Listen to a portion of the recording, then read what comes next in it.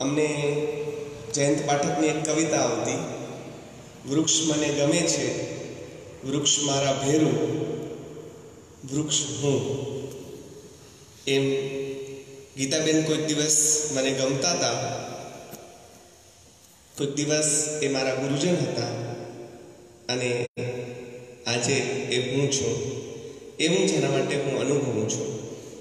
એવા પરમ વંદનીય ગીતાબેન, દીપકભાઈ, મનીષભાઈ, મનો વર્ગ એવા બંને, મનીષભાઈ અને માનસીબેન, માધવીબેન, આપ સૌ સ્વજનો, મિત્રો, આ જગ્યા તરફ આકર્ષણ ઘણા બધા કારણોસર થાય. એક તો કુદરતની અહીંયા લીલા લહેર છે, બીજું જેની એક બાજુ સંતપાલજી સૂતા હોય અને એક બાજુ મારો પ્રિય કવિ મકરંદ સૂતો હોય,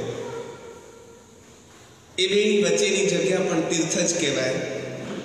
એટલે એવી તીર્થ સમાન આ ભૂમિ, અને ભવિષ્યમાં આ જ શબ્દો અહીં બેઠેલા કેટલાક લોકો માટે પણ ઘણા બધા ઉચ્ચારશે કે આ જગ્યા આવા લોકોની જગ્યા છે, તપોભૂમિ છે. નાનું નાનું કામ જે બધું કરી રહ્યા છે એ બધા તપ જ કરી રહ્યા છે. આપણે તપની વ્યાખ્યા અદબ પલાટી મોઢું બંધ વાળીને બેસી જનાર સાધુઓની કરી છે, અને આપણને એ જ દેખાયું છે કે કોઈ 12 વર્ષ, કોઈ 6 મહિના, કોઈ આમ કોઈ તેમ તપ કરવા બેઠા અને પછી આમ થયું તેમ થયું, ભગવાન પ્રસન્ન થયા. આ તો વગર પ્રસન્ન થવાની અપેક્ષાએ કરતા તપસ્વીઓ છે.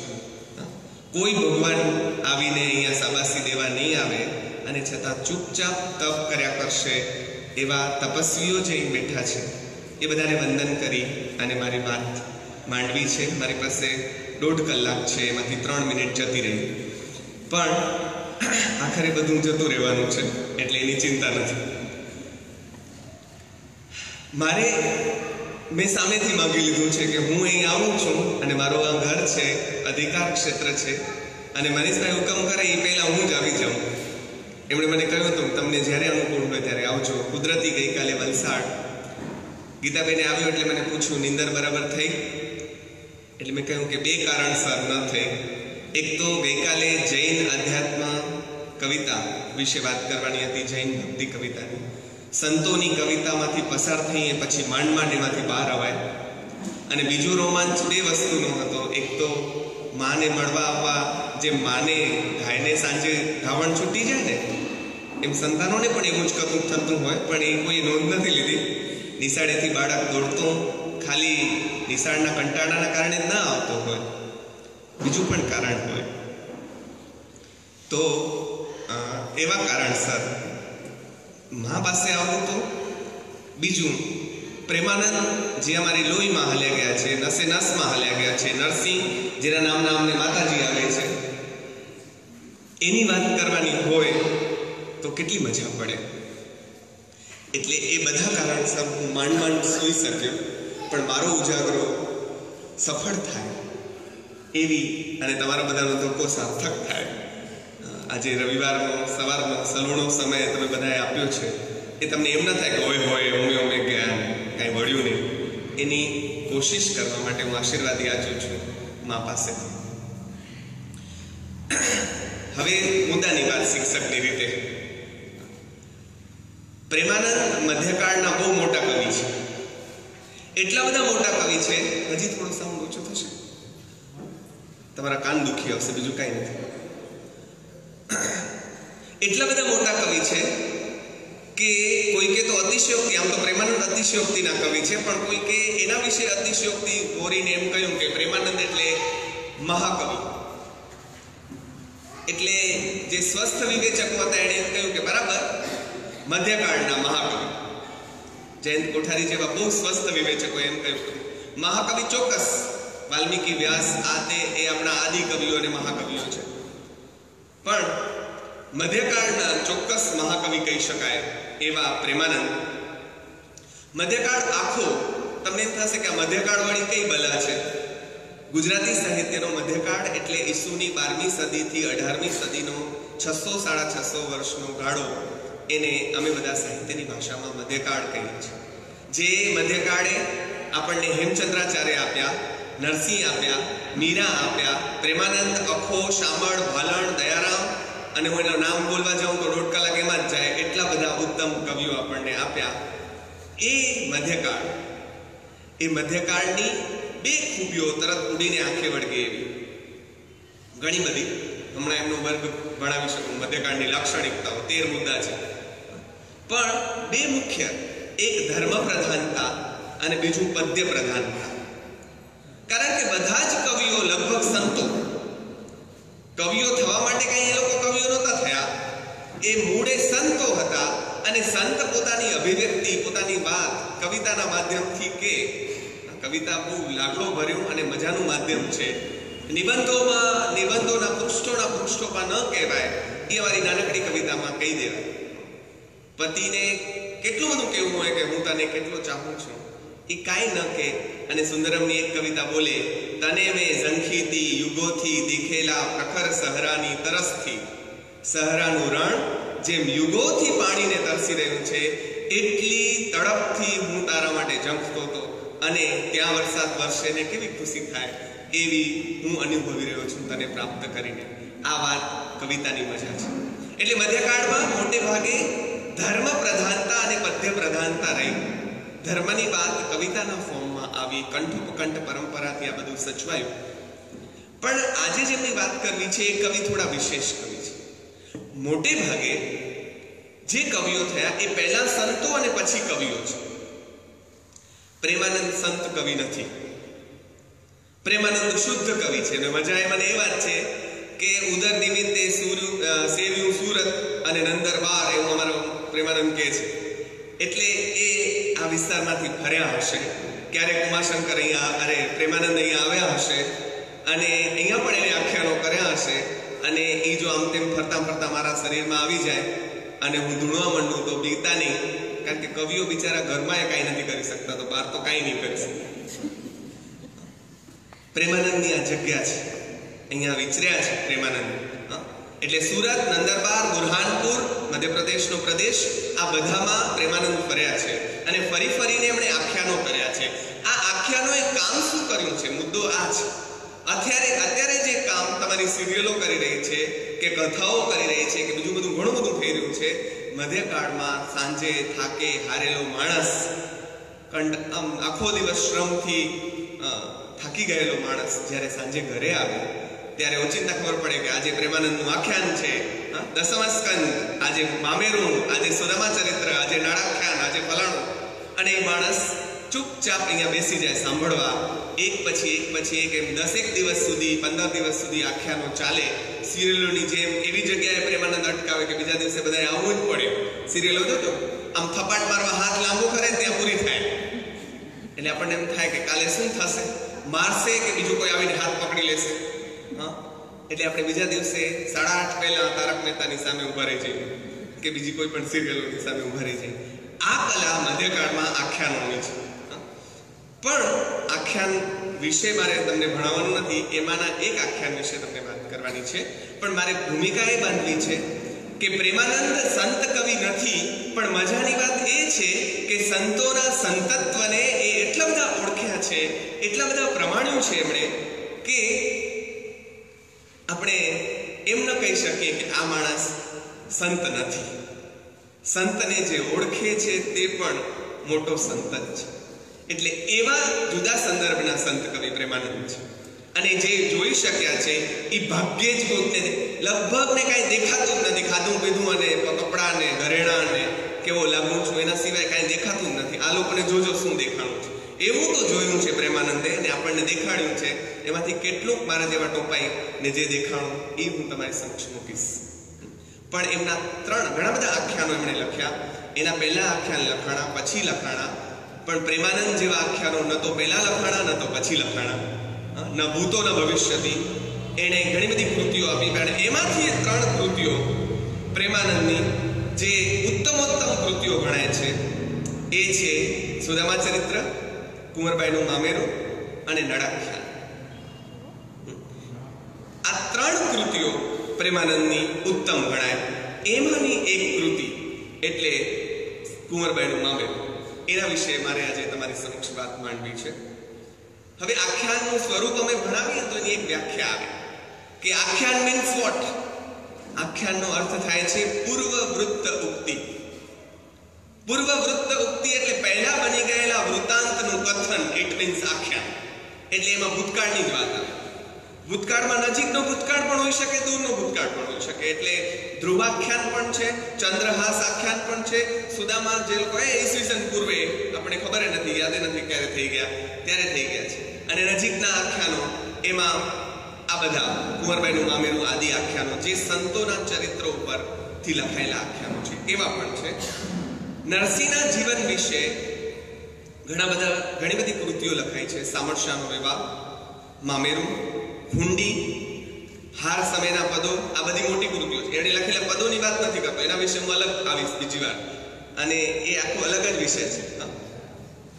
ઝાડુ પોતા કરીને પછી અહીંયા બોલવા શરૂ કરીશ, તમે ચિંતા કરો. પણ એ માણસ આખો અલગ છે. એ નરસિંહના એ કાવ્યત્વને માટે આપણે બીજા કલાકો જોઈએ. અહીંયા તો મારે પ્રેમાનંદની આંખે આપણે નરસિંહને આજે જોવાનું છે. એટલે આજે પ્રેમાનંદ નરસિંહને કઈ રીતે જુએ છે એની વાત આજે આપણે માનવી છે. નરસિંહના નામે પણ ઘણી બધી આત્મચરિત્રાત્મક રચનાઓ મળે છે. પણ મારા ગુરુજન જે આ પૂર્વે અહીંયા આ જ સભામાં તમને 3 દિવસ મહાભારતનું રસપાન કરાવી ગયા, એવા જેની પાસેથી અમે મામેરું ભણ્યા છીએ, અને એના કારણે જ આજે મામેરું અમારી લોહીમાં છે. રાતના 3 વાગે કોઈ ઉઠાડીને કે તો મને 3 વાગે પણ મામેરું કરવાની મજા આવે, કથા મામેરાની કરવાની, એટલે માતાજી આવે લિટરલી. એવું જેના કારણે અમને મળ્યું છે, એ મોટો વારસો જેમણે અમને આપ્યો છે, એવા ડૉક્ટર દર્શનાબેન ધોળકિયા, એમનું પુણ્ય સ્મરણ મારે એટલે પણ કરવું જોઈએ કે આ બધું અમે પામ્યા એમની પાસેથી છે. તો એમણે સંશોધન કર્યું અને સાબિત કર્યું કે નરસિંહના નામે જે કવિતાઓ મળે છે આત્મચરિત્રાત્મક, એ નરસિંહની છે જ નહીં. કેમ કે આ માણસ હું કરું એ જ અજ્ઞાનતા સકટનો ભાર જેમ શ્વાન તાણે, એવી કવિતા આપનાર માણસ પોતાની વાતો કર્યા કરે કે મેં પછી આમ કર્યું, મને ભગવાન આમ મદદે આવ્યા, ભગવાન મારા માટે આમ આવ્યા, તેમ આવ્યા, એવું આ માણસ પોતાના વિશે બોલે જ નહીં. એમણે સાધાર લાગણીઓથી પ્રેરાઈને નહીં, આધાર સાથે વૈજ્ઞાનિક ઢબે સાબિત કર્યું કે નથી. મીરાબાઈના નામે પણ નરસિંહજીરા માયરા એવી મારવાડી ગુજરાતી મિશ્ર એવી કૃતિ પણ મળે છે. આ અમારું સાહિત્યના ઇતિહાસનું થોડુંક વાત. પણ આજે જેની વાત કરવાની છે એ પ્રેમાનંદ કુંવરબાઈનું મામેરું. આટલી ભૂમિકા. કેટલાક મેણા જે મેણા મારે ને સ્ત્રીઓ, મોટે ભાગે સ્ત્રીઓ એટલા માટે મારે કે લોકોને બહુ ગમતું હોય આવું ટોન્ટ. અત્યારે આપણે તેની ભાષામાં સાસુ રાહ જોઈને જ બેઠી હોય કે જરા ચૂકી નથી બહુ, અને હાઈ ક્લાસ. આપણે ત્યાં સારું છે સદનસીબે કે બહુ સારા સાસુ બેઠા છે, એટલે બધા કોઈ મન પર ન લે. પણ કેટલાક મેળાએ ગુજરાત ઉપર, ગુજરાતી સાહિત્ય ઉપર અને આખા સમગ્ર સંસ્કૃતિ ઉપર બહુ મોટા ઉપકાર કર્યા છે. એમાં 2 મેળા બહુ મજાના. એક મેળું જેસલની ભાભીનું, એણે જેસલને મેળું માર્યું કે વટ પડાવસ તોરલ ઘોડીને તોરલ તલવારને લઈ આવ તો માનું કે તું ખરો સુરવીર છો. ઓલો કે એ સમજો શું છો, હમણાં જાઉં છું ને આ જો લઈને આવે. અને લેવા ગયા હતા તોરલ ઘોડી, લઈને આવ્યા. એ 2 તો લઈ જ આવ્યા, ઘોડી અને તલવાર તો લઈ આવ્યા, સાથે તોરલ નારને લઈ આવ્યા.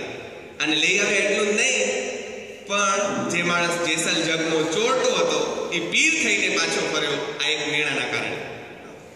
એવું જ મેળું નરસિંહના જીવનમાં છે. નરસિંહ આપણને મળ્યા થેન્ક્સ ટુ હિઝ ભાભી. એટલે આપણે ભાભીની પહેલા તો આરતી બોલાવી જોઈએ, જય ભાભી. મારું હાલે તો એની આરતી પહેલા એટલા માટે બોલાવડાવું કે એ ભાભી ન હોત તો આપણને નરસિંહ મળ્યા જ નહીં. કઈકઈને આપણે નિંદીએ છીએ, પણ જો કઈકઈ ન હોત તો રામ જેવા આપણને મળ્યા ને એવા મળત નહીં. એને બિચારી ઓઢી લીધું, પોતાના ઉપર વરી લીધું છે.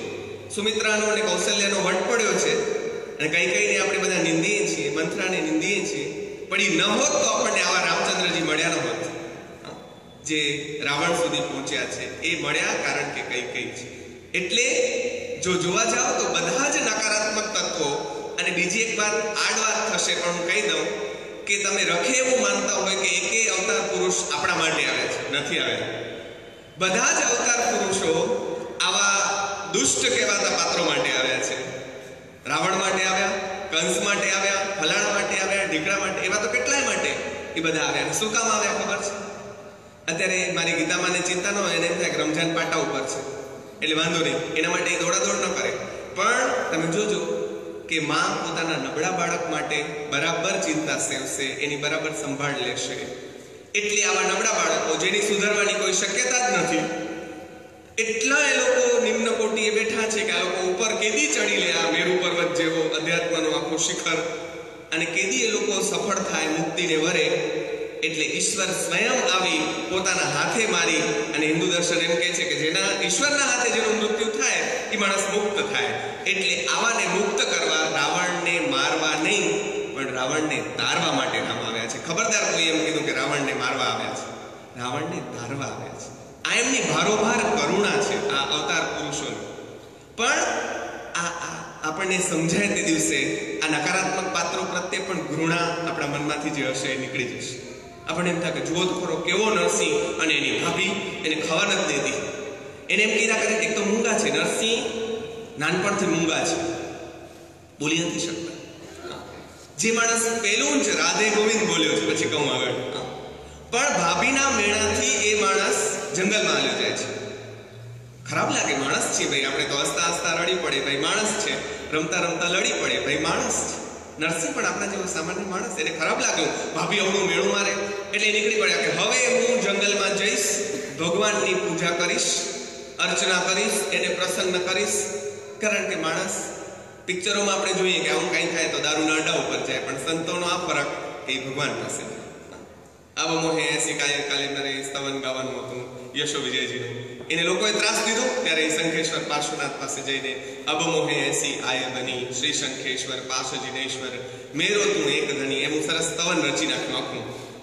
પણ આ માણસ ગયા, અપૂજ્ય શિવલિંગ ઉપર માથું મૂકીને બેસી ગયા નરસિંહ, અને નક્કી કર્યું હતું કે જ્યારે શિવ પ્રસન્ન થશે, પ્રગટ થશે, ત્યારે હું ઊભો થઈશ. હવે મજાની વાત એ છે કે આપણે ત્યાં ઈશ્વર પ્રગટ્યની એવી જોરદાર અને વિચિત્ર કલ્પનાઓ કરી છે આપણે, કે આપણને 5 મિનિટ એમ થાય કે ઈશ્વર આવવાના છે કે વાવાઝોડું આવવાનું છે.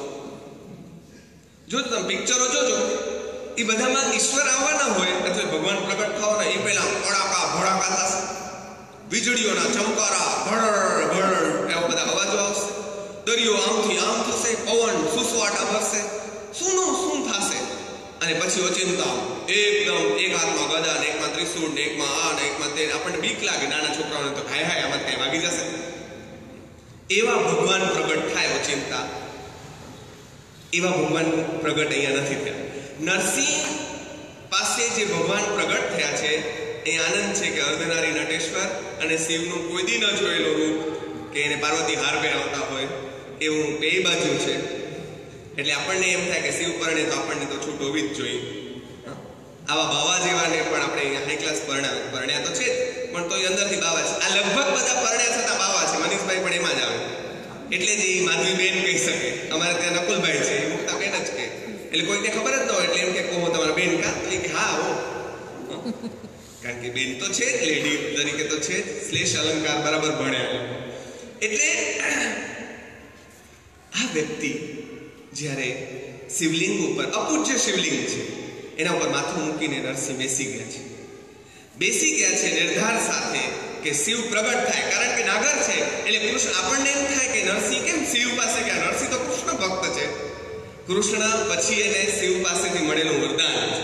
મૂળે તો નાગર બ્રાહ્મણ છે, એટલે પહેલા તો એના શિવ હાટકેશ છે, જય હાટકેશ, જે દર્શનાબેન છે, આ બધા હાટકેશના પૂજારી છે. એટલે પહેલા તો શિવ પાસે, પોતાના સગા પાસે જ જવાય ને. ભગવાનમાં આપણા નજીકના હોય પાછા કેટલાક, જેમ મારો નજીકનો કાનુડો છે એમ તમારા નજીકના જેના જે હોય, તો આપણે પહેલી ફરિયાદ એને કરીએ.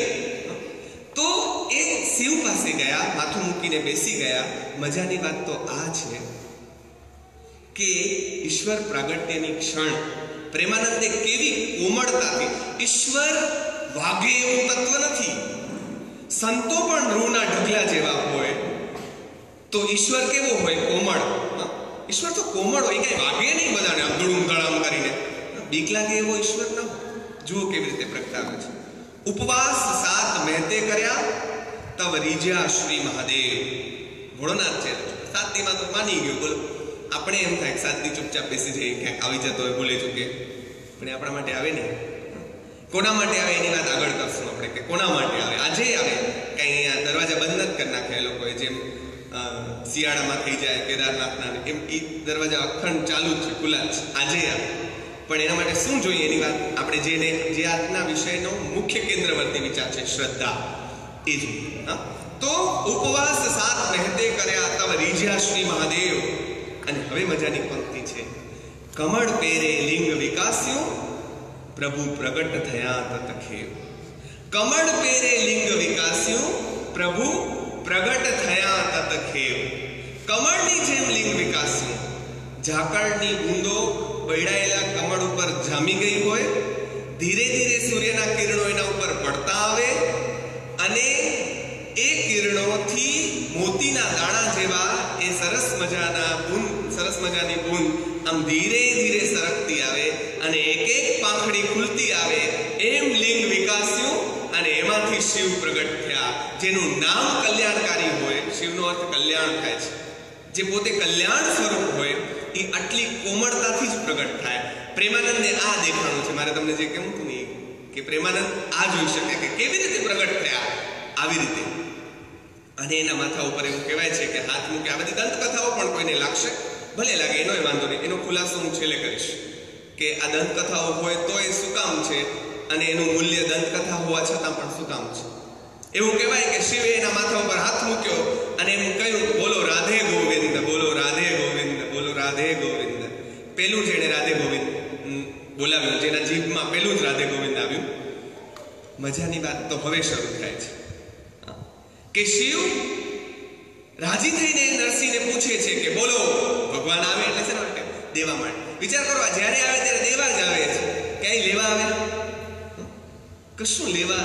જેને કશું ન જોઈએ ને એ પરમ હોય, જેને કાંઈ જોઈતું જ ન હોય એ આપવા માટે જ સર્જાયેલો હોય, એવું એક એક માણસ પરમ જ છે, જે આપવા માટે સર્જાયેલો છે. કાંઈ જોતું બોલે છે, બોલો શું જોઈએ છે. નરસિંહ મોટો માણસ એટલા માટે છે કે એ પસંદગીની કલામાં ખાટી ગયો છે, જીતી ગયો આ માણસ પસંદગીની કલામાં. આપણે જો નરસિંહની જગ્યાએ હોત તો એક તો શિવ આવત નહીં, અને ભૂલે ચૂકે આવી જાત તો આપણે એને કીધું હોત કે મારી ભાભી એટલી નકામી બાઈ છે કે મને આટલા દુઃખ દે છે, પહેલા એનું ધનોત કાઢો, બીજી વાત પછી. ત્યાં સુધી હું વિચારી લઉં કે શું જોઈએ છે. પહેલા જઈને જરાક આ કામ બતાવી આવો. તમે તો અમે રુદ્ર દેવતા છો, ત્રીજી આંખ ખોલી આવો, એની સામે પહેલા એને બાળીને ભસ્મ કરો, પછી બીજી વાત. નરસિંહને યાદ જ નથી આવ્યું. બલકે અહીંયાથી ગયા પછી જે રામે કર્યું તે જ નરસિંહે કર્યું છે. રામ અયોધ્યામાં પાછા ફર્યા છે ત્યારે કૌશલ્યા પાસે નથી ગયા, પહેલા કૈકેયી પાસે પગે લાગવા ગયા છે. ધ્રુવને કોઈએ કહ્યું, એની માં બીજી માં હતી અપરમાં, એને કહ્યું કે તું 6 મહિના તપ કરીશ તો તને ભગવાન મળશે.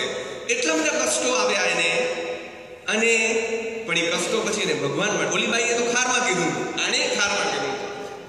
આ લોકોની લાયકાત નહોતી, પણ નરસિંહ મળ્યા હતા એ બહુ મોટી લાયકાત કહેવાય. લાયકાત એ કેની નહોતી, પણ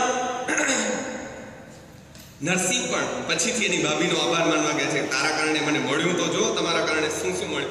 પણ એ જ્યારે ભગવાન માંગે છે કે તમને શું જોઈએ, ત્યારે નરસિંહનો જવાબ છે, આપણે આફરીન પોકારી જઈએ એવો જવાબ, તમને જે વલ્લભ હોય જે દુર્લભ, આપો તે મુજને દયા આણી રે.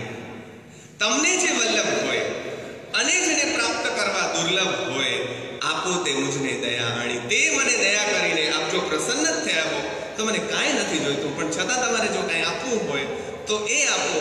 તમને પ્રિયમાં પ્રિય હોય અને જેને પ્રાપ્ત કરવા દુર્લભ હોય એ આપો.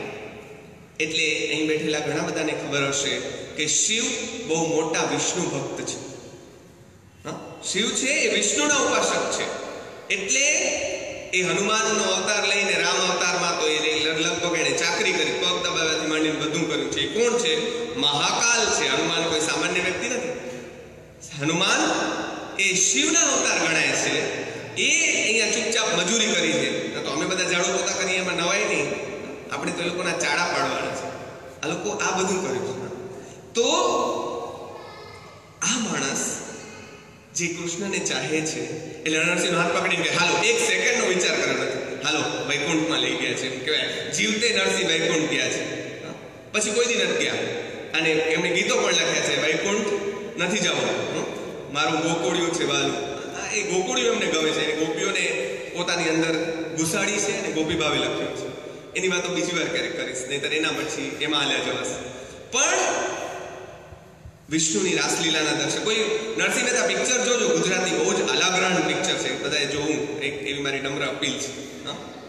અફલાતુન અભિનય પણ એટલો સરસ, ગીતો એટલા સરસ.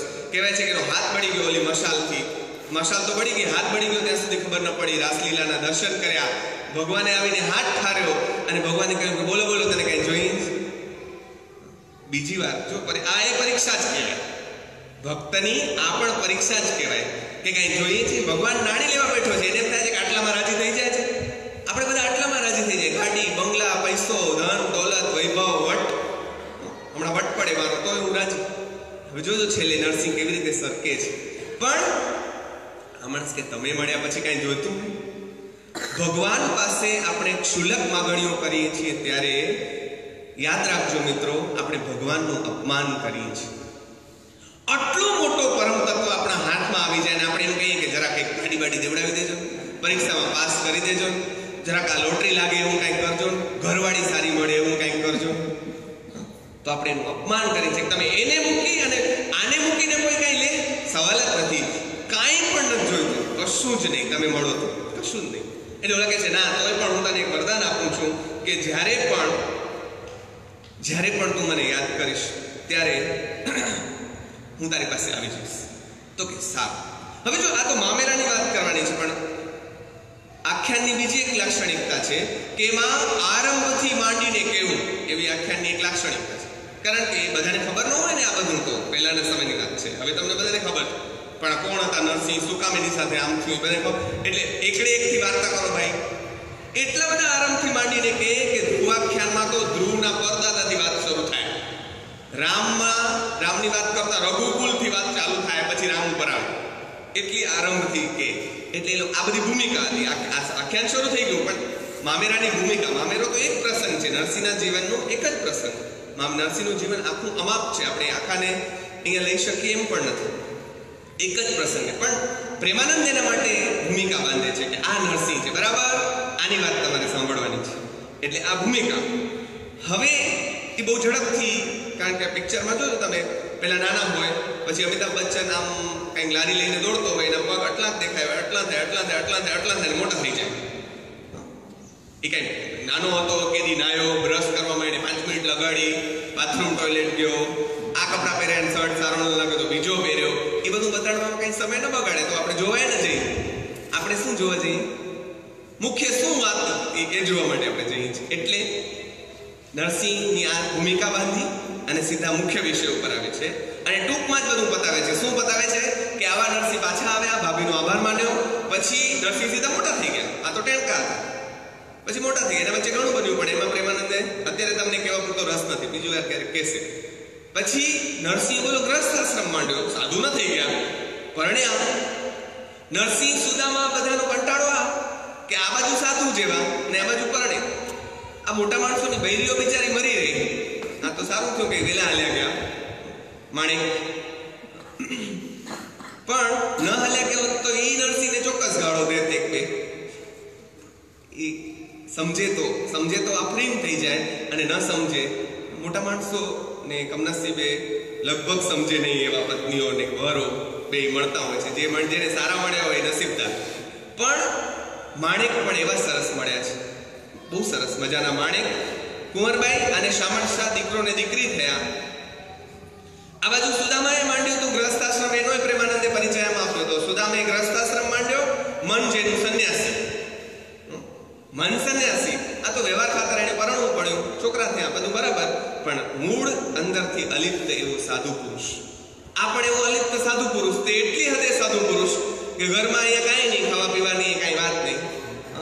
બધા વિરોધો એટલા બધા, હરિજનના ઘરે ભજન કરવા જાય એટલે કોઈને ગમે નહીં. બ્રાહ્મણોએ નરસિંહ ગુજરાતીનો પ્રથમ આધુનિક કવિ છે. આધુનિક એટલે સારા કપડા વટ પડે એવા કપડા પહેરે એમ નહીં. વૈચારિક આધુનિકતા નરસિંહમાં ત્યારે એવી હતી કે માણસ છે, હરિજનના ઘરે તેડવા આવે કે અમારે ત્યાં પ્રસૂતિનો પ્રસંગ છે. વિચાર કરો, પ્રસૂતિ નથી થતી, તમે આવીને ભગવાનનું ભજન કરો ને તો બાળક જન્મી જાય. આ માણસ એમ કે એમ ભલે ત્યારે લ્યો. અને આ બાજુ એની ઘરવાળી મરવા પડી હોય તો એને છોડીને કે જાઉં છું, બોલી કે જાઓ. આ બધાના નસીબ છે કે મેં આ મળ્યા. રામકૃષ્ણએ પહેલી જ પરણ્યાની રાત્રે શારદામણી દેવીને કહ્યું કે આજથી તમે મારી માં, તો કે ભલે તમે મારા દીકરા. પહેલી રાતે શારદામણી ને રામકૃષ્ણએ આમ કહ્યું તો કે મને ખબર જ હતી તમે મારા દીકરા, જાઓ, ભલે તમારું કલ્યાણ થાવ, બસ. આમ કરીને મા દીકરાના સંબંધથી રામકૃષ્ણ અને શારદામણી રહ્યા છે. વ્યવહાર ખાતર પતિ પત્ની છે, બાકી સંબંધ આ છે. આવી માણેકને મૂકી અને આ માણસ કોઈના ઘરે ભજન કરવા જાય, માણેક હાલી જાય. કોઈને એમ થાય, ઘણા આ પંક્તિનો બહુ જ ખોટો અર્થ કરે છે કે આપણે જાન છૂટે ને તો આપણે એમ કહીએ ભલું થયું ભાંગી જંજાળ સુખે બધી. ખબરદાર કોઈ આનો આ ખોટો અર્થ કર્યો. નરસિંહે કઈ જાન છોડાવવા માટે આ પંક્તિ નથી ગાઈ. હા, એને એમ કહ્યું ભલું થયું ભાંગી જંજાળ સુખે બધી શું શ્રી ગોપાળ. આ તો એની સ્વસ્થતા બોલે છે. એટલો સાધુ પુરુષ છે, હતા ત્યારે માણેકને ખૂબ ચાહ્યા છે પત્ની તરીકે, પણ જતા રહ્યા તો એની પાછળ આસક્તિમાં રોવાની કાંઈ જરૂર નથી. એટલે કાંઈ વાંધો નહીં, ચાલો હવે ભજન વધારે થશે, બે જવાબદારી ઓછી થઈ. સામળસાને પરણાવવા ભગવાન આવે છે, એની આખી અલગ કૃતિ છે. પરણાવી જાય છે, સામળસા ડૂબી જાય છે, મરી જાય છે, કાંઈ વાંધો નહીં. હવે વધ્યા બાપ દીકરી, જેની આપણે વાત કરવાની છે, કુંવરબાઈ અને એનો બાપ નરસિંહ. કુંવરબાઈને હાઈ ક્લાસ પરણાવી. કુંવરબાઈના ઘરે સીમંતનો પ્રસંગ આવ્યો છે. કુંવરબાઈના સાસરું બહુ મોટું છે, ભયંકર પૈસાવાળા છે, પણ પ્રેમાનંદને કેવું બહુ માર્મિક પ્રેમાનંદ જોઈ શક્યા છે કે પોતે પૈસાવાળા છે પણ એનો વેવાઈ ગરીબ છે ને, તો એ લોકો ગરીબ બાપની દીકરીને હાઈ ક્લાસ દુઃખ દે છે. પોતે બધા ખાધે પીધે બધે સુખી છે, પણ તારો બાપ દુઃખી, તે ક્યાં સુખ જોયો છે? હા, આપણે દેખો, આપણે ત્યાં કહેવત છે, ભૂખની દીકરી ભંચરમાં પડી. એટલે જેને જોયું ન હોય ને બહુ જોવે ને તો આપણે એને પછી એમ આ શબ્દ વાપરીએ. બહુ હલકો શબ્દ છે, કોઈ દિવસ ન વાપરે. કુંવરબાઈ માટે લગભગ આવું ફીલ કરે છે લોકો.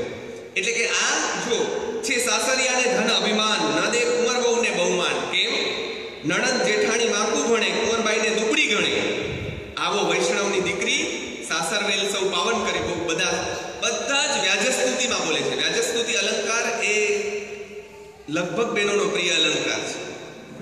કેવું હોય કાંઈ, અને આપણે ઘરે કોઈ બહુ દિવસે ઘર જ પડ્યો ને આવ્યું હોય તો આપણે એમ કે ઓહો તે શું તમારા મોટા પગ, વાહ, તમને જોઈને બહુ આનંદ થયો, ખરેખર આનંદ થયો, હાઈ ક્લાસ ઠોકી લીધું હોય આમાં.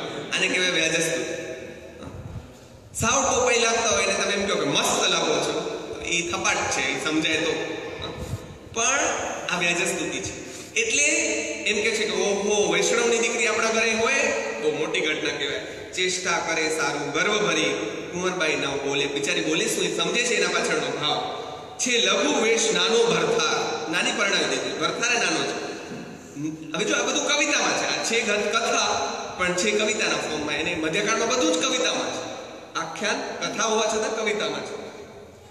એટલે નવપ્રી છે વિવેક વિચાર, ઘરવાળીને એ પૂછતો નથી. કુંવરબાઈને આવ્યું સીમંત, સદર વાત ન પૂછે કંથ. સીમંતનો પ્રસંગ, ગર્ભવતી થયા કુંવરબાઈ, પણ એનો વર પૂછતો નથી, કારણ કે માન નથી. કેમ તો કે ગરીબની દીકરી છે. આ પરંપરા આ ભૂસે ચલી આ રહી. બાપના ઘરે હોય ત્યાં સુધી ઠીક, પણ સાસરે જાય પછી પણ તારા બાપે દીધું શું? આ સાસુ જાય ત્યાં સુધી છેલ્લું વાક્ય એનું હોય, હવે તું જાસ બાપા, તું શું લઈ આવી હતી ને શું લઈ જાસી, જો પણ ન જુએ તું શું લઈ આવી. આજે આપણી ભારતીય માનસિકતા ઉપર કટાક્ષ પ્રેમાનંદે બહુ ધાર્મિક કટાક્ષ કર્યો છે. રૂપ દેખી અતિ બહુવર તણું, સાસરિયા મન હરખે ગણું, કહે મેં તો છે હરિનો દાસ, મોસાળની સી કરવી આશ. આ વ્યંજના છે. મેં તો ભગવાનનો માણસ છે, એની પાસે મોસાળાની શું અપેક્ષા રાખવી. બીજી એક સ્પષ્ટતા, મામેરું અત્યારે તમારી બેન, મોટી બેન કે નાની બેન જે હોય તે, પણ બેનના મોટા સંતાન પરણે ત્યારે, પહેલું સંતાન પરણે ત્યારે મામા તરફથી જે થાય એ અત્યારે મામેરું કહેવાય છે. એ અત્યારની પરંપરા છે. મધ્યકાળનો સમાજ જુદો હતો, એટલે સીમંતને જે લોકો મામેરું કહેતા. સીમંત પ્રસંગે મામાના ઘરેથી, એટલે નાના પક્ષથી જે થાય એ મામેરું. એટલે કે છે કે જે ભગવાનનો માણસ, જો ભગવાનનો માણસનો આપણે બહુ હલકો અર્થ છે. સાવ ભોળો અક્કલ વગરનો હોય ને એને આપણે ભગવાનનો માણસ કહીએ. ભગવાનનો માણસ અક્કલ વગરનો ન હોય ને બધી જ ખબર પડતી હોય, છતાં તમે મને છેતરી જાઓ ને મને ખબર પડતી હોય તોય મને મજા આવે, ભલે ને મને છેતરીને રાજી થયા. અમારા કેટલાક અધ્યાપકોને હાઈ ક્લાસ મને અહીંયા 100 કામ હોય એની વચ્ચે કે એવું પેટમાં દુખે છે કે વાત ન પૂછો, બેસાતું જ નથી. એટલે હું કહું કે વાંધો નહીં, તમે ઘરે જઈને મજા કરો. એટલે બીજા આવીને મને કહી જાય કાંઈ નહોતું દુખતું, હસતા હસતા જતા હતા. એટલે મેં તમને દેખાયું તો મને નહીં દેખાયું, પણ મને છેતરીને એ માણસ રાજી થયો ને, કાંઈ વાંધો નહીં. રિક્ષાવાળાને એમ થાય કે જોયું 15 ના 50 લઈ લીધા, મજા આવી ગઈ. કોઈ માણસ સવારના પોરમાં રાજી થતો હોય તો છેતરાઈ જવામાં મજા છે, છેતરાઈ જવામાં મજા છે. નાનું નાનું તો છેતરાવાનું, લાખોમાં ન છેતરાવો તો વાંધો નહીં, થોડુંક છેતરાઈ જવાની મજા હોય. કોઈના ચહેરે જો એ છેતરામણ સ્મિત લાવતું હોય તો. એટલે નરસિંહ ભગત છે અને આ બાજુ એને એમ થાય છે કે ભગત પાસે શું અપેક્ષા રાખવી. એટલે કુંવરબાઈ એમ કહે છે કે જરાક મારા બાપને સંદેશો મોકલ્યો ને કે મામેરું કરે. તો કે તારા બાપા શું લાવશે, છે શું એના કને? એટલે બધા ના પાડે છે, પહેલા તો ના પાડે છે. પછી બહુ જ્યારે જીદ કરે છે ત્યારે કહે છે સારું જાઓ, એને કયો સંદેશો મોકલ્યો. એટલે કુંવરબાઈ છાને ખૂણે સંદેશો કેવડાવે છે. કયો? કાંઈ મોસાળું સારું લાવજો, કાંઈ મોસાળું સારું લાવજો, ઉધારું ઉછીનું કરીને આવજો. બાપા મહેરબાની, લેણું દેવું જે કરવું એ કરજો, ઉધાર લઈને પણ. શું કામ? કાંઈ નામ થાય જો પૃથ્વી તળે, સાસરિયાનું મેણું પડે. મહેરબાની, મારે અહીંયા રહેવાતું નથી સાસરિયામાં. અત્યારે તમે બધા ભયંકર સુખીમાં આવો છો, બધા જ બહેનો, કે આ મેણા તમને સાંભળવા નથી પડતા. સંતાન ન હોય, મારી માએ 9 વર્ષ સુધી આ બેઠ્યું છે. સંતાન ન હોવાનું દુઃખ 9 વર્ષ સુધી બેઠ્યું છે કે તું તો વાંજણી છો, આ બહુ અઘરું છે સહન કરવું. અને પછી દીકરી આવી તો પહેલી દીકરી આવી, બીજી દીકરી આવી તો તું તો દીકરીની જ માં છો, તારે તો છોકરીઓ જ આવશે, તને છોકરો આવશે જ નહીં. આ વાત, બીજી વેદના, આ બધું આપણના ભાગે નથી આવ્યું. આપણે બધા નાની વાતમાં રાડારાડ કરીએ ને ત્યારે મહેરબાની કરીને દૂજો કા ગમ દેખા તો મેં આ જોવાના બીજાના દુઃખ, ત્યારે આપણને ખબર પડે કે સાવ આની પાસે આપણું તો ફિક્કું પડી જાય એવું દુઃખ છે, કંઈ છે જ નહીં. આ એમ કહે છે કે જરા મહેરબાની કરીને એવું કંઈક કરજો કે મારું મેણું ટળી જાય. આ ક્યારે બોલી હશે દીકરી? જ્યારે રોજ એને સહન કરવાનું આવતું હશે ત્યારે. અને કુંવરબાઈનો આ મામેરાનો પ્રસંગ હવે ઉજવવાનો શરૂ થાય છે. વાત પહોંચે છે નરસિંહ સુધી. સુદામા ચરિત્ર મૈત્રી ધર્મના પ્રસ્થાપનનું કાવ્ય છે. તેમ કુંવરબાઈનું મામેરું એ અનન્ય શ્રદ્ધાની પ્રસ્થાપનનું કાવ્ય છે, અનન્ય શ્રદ્ધાનું કાવ્ય છે.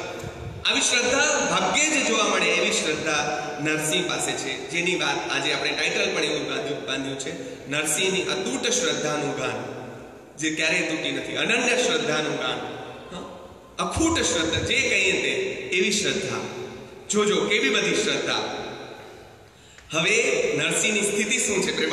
પ્રેમાનંદ બધું જ નિરાજીવે વર્ણવે છે. તમે ચિંતા, બધું જ કહેશે, અચોકચો બધું. અને એની આંખમાં સૂક્ષ્મદર્શક યંત્ર છે. કવિઓ પાસે મજાની વાત એ છે કે એ લોકોને બધું દેખાય. વાલ્મીકીને બેને તમને એ કહ્યું હશે, રાવણ, વાલ્મીકી પોતે સાધુ, પણ એને રાવણની પત્ની કેવી રૂપાળી હતી એ દેખાય. પોતે સાધુ છે પણ એ બાઈઓના વર્ણન કરે, આપણને એમ થાય કે આ બાવાઓ જોઈ કેદી આવે આ બાઈઓને, પોતે સાધુ છે. અને એવા વર્ણનો કરે કે આપણને 5 મિનિટ એમ જાય કે આ કંઈક ડાઉટ લાગે છે. પણ એ લોકો પાસે, એટલે એના માટે કવિ માટે શબ્દ છે આર્ષ દ્રષ્ટા અને સૂક્ષ્મ દ્રષ્ટા. આર્ષ એટલે જે લાંબુ જોઈ શકે છે અને જે ઝીણું જોઈ શકે છે તે કવિ છે. એટલે જો મામેરું પુત્રીને કરવું, ઘરમાં નથી એક દામજી, 1 રૂપિયો નથી, માખીઓ ભૂખે મરે છે ઘરની, અત્યારે સિઝન છે માખીઓ, તો એ ભૂખે મરે છે, કઈ છે જ નહીં, હાંડલા કુસ્તી કરે છે. ત્રિકમજી ત્રેવડમાં રહેજો, એને કહી દીધું કોના ઉપર? જ્યારે તમે નાખી દો ને ત્યારે ભગવાન બેન. અમને હંમેશા વર્ગમાં એમ કે દ્રૌપદી જ્યાં સુધી પોતાના મોઢામાં વસ્ત્ર રાખે ત્યાં સુધી કૃષ્ણ આવે જ નહીં, સવાલ જ નથી. દ્રૌપદી જ્યારે મોઢામાં રાખેલું વસ્ત્ર છૂટું મૂકીને દુશાસનને એમ કે જ્યાં તારી તાકાત હોય તો કર મને નિર્વસ્ત્ર, ત્યારે કૃષ્ણને આવવું પડે લાચાર થઈને. જ્યારે તમે સમર્પિત થાવ છો ત્યારે પરમ તત્વ આવે છે, એમને એમ નથી આવતું. આપણને એમ થાય હું એ કરી લઈશ તો ભાઈ તું કર, મજા કર. જ્યારે નાખી દો છો ત્યારે એ તત્વ આવે છે. નાખી દેવું હંમેશા. અમને બેન હંમેશા એમ કે કૂદી જ પડવું, જાશે ક્યાં બચાવશે, નહીં તો કૂદી જ પડવું, બસ મંડી પડો તમે.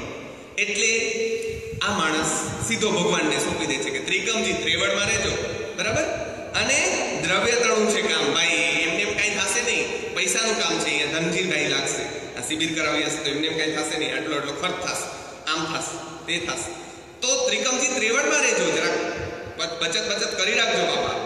ભોજન કરાવી દક્ષિણા આપી મેં તો લાગ્યો પાય, જે સંદેશો આપવા આવ્યા હતા એને, અને મોસાળું લઈ અમે આવશું, પંડ્યો કીધો વિદાય, તું ચિંતા ન કર, અમે મોસાળું લઈને આવશું. મોસાળામાં જોજો પછી લિસ્ટ કેવડું, એ આગળની વાત છે. હવે આવતા વેદ નીકળી જ પડ્યા છે, તૈયારીઓ કઈ કરવાની હોય જ નહીં, કે ભલે બીજા દિવસે નીકળી પડ્યા, હાલો મોસાળું. કેવી રીતે? હાથમાં તુલસીની માળા ને કંઠે હરિનું નામ, ભેગું શું છે? હાથમાં તુલસીની માળા અને કંઠે હરિનું નામ, આ માણસ નીકળી પડ્યો. સાથે બે ચાર સાધુડાઓની જાન, બળદ એવા છે કે પૂંછડા ઉપર વાળ સુધા નથી, અને બેમાંથી કચ્છીમાં એના માટે શબ્દ છે બગાઈઓને હજી તાકાત નહીં. બગાઈ એટલે એવું એક જે એના ઉપર બેસવું હોય, તમે એને રામ જાણે શું કહેતા હશે, ગુજરાતીનો અધ્યાપક છું, પણ એના માટે બગાઈ મન નથી, બગાઈ એ ઉડાડી શકવાની એને તાકાત નથી. એટલે એવા તો બેમાંથી પેલું કોણ મરશે? બળદ. એ શરત છે કે આ મરશે કે આપણે કલ્પના કરીએ તો ખોટા પડીએ વળે આપણે, આ મરશે કે આ મરશે. એવા તો બળદ છે. હાથમાં તુલસીની માળાઓ છે, એકાદ તંબુરો છે, આમ છે તેમ છે, બસ મંજીરા લઈને ભજન ગાતા ગાતા નીકળી પડ્યા છે. કાં તો કે લાખેડું મામેરું દેવા નીકળે છે. બોલો, આ સહેલું નથી. વાત કરવી, કથા કરવી જેટલી સહેલી છે એટલું નીકળી પડવું સહેલું નથી. મારે ન કહેવું જોઈએ આત્મશ્લાઘાના રૂપમાં, પણ મામેરાની વાત કરવા હું આવતો હતો મનીષભાઈ, એટલે મેં નક્કી કર્યું હતું કે મારે ઓછામાં ઓછા પૈસા સાથે લઈને નીકળવું. 1000 જ રૂપિયા મેં મારી પાકીટમાં રાખ્યા હતા. હું નમાઝ પડવા ગયો શુક્રવારે, અને એક દાદાએ મને ગળે વળગીને કહ્યું કે આની માં બીમાર છે, એટલે મારી પાસે છૂટા નહોતા, એટલે 500 નોટ તો મેં એને આપી દીધી. એટલે વધ્યા 500 માંથી હું રોતે રસડતે માંડ બચાવ પહોંચ્યો. ત્યાં મારા 2 વિદ્યાર્થીઓ મળી ગયા. એટલે મેં એ લોકોને કહ્યું, ઓહો દોસ્ત તમે ક્યાંથી? એ મારા હનુમાન, મારે ક્યારે એ લોકોને જમાડવાનો મોકો આવે? એટલે મેં કહ્યું ચાલો આપણે સાથે જમીએ છીએ. જમવા ગયા ત્યાં મોતિયા મરી ગયા. એક ડીશના 120, 360 તો એના થયા. વધ્યા કેટલા? 140. એ 140 લઈને હું ટ્રેનમાં બેઠો. મજા જોજો તમે. અમે કાલે તિથલ ગયા. તિથલમાં મારા સાહેબે મને કહ્યું કે ફલાણી પેનડ્રાઈવ લેક્ચરની બહુ સરસ છે જીન મહારાજની, તમે લેતા જજો. એટલે મને એમ કે કદાચ ભેટ આપવાના હશે. એટલે જેવા અમે દુકાનમાં લેવા ગયા તો મેં પછી વિવેક કર્યો, જે થતા હોય લઈ લો. મને કે 200 થતા હશે. તો મારા ભેગા એક વૈભવભાઈ આવ્યા હતા ઉમરગામના, વલસાડના. એટલે સારું થયું કે હતા ને કહું મરી રહે, કારણ કે એ પેનડ્રાઈવના 1000 રૂપિયા હતા. એટલે એ ભાઈએ મને દેવા જ ન દીધા. એટલે મેં આખરે વિવેક કરીને મારી પાસે ભગવાનના નામના 500 રૂપિયા જે મેં પાકીટમાં અલગથી રાખ્યા હોય કે એવા 500 રૂપિયાની નોટ કાઢી. ઓલા તો મારી પાસે હતા જ નહીં. આ 500 તો મને ઓચિંતા યાદ આવે કે આ ભગવાનના નામના પડ્યા છે પાકીટમાં. એટલે એ મેં 500 કાઢીને મેં કીધું અડધા તો મારા તરફથી લેતો કે ભલા માણસ હોતું હશે. એટલે ભગવાને આવી રીતે મારી લાજ રાખીને કહું મરી રહે કરત શું.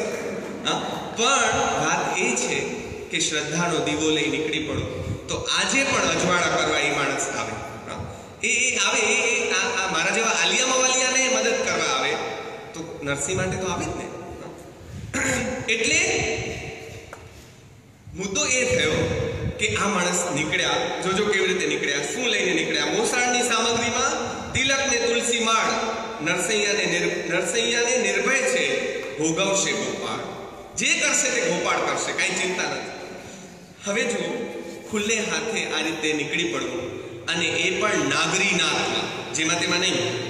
નાગરીનાથ ભયંકર, ચતુર, ચાલાક, સુજાણ, બોલે એવું, ઝઘડે નહીં, ગાળો ન દે, પણ એવું એક વાક્ય બોલે કે વાઢું તો લોહી ન નીકળે એવું થઈ જાવ. એવા તો એ લોકો સીધું વ્યંજનામાં જ બોલે.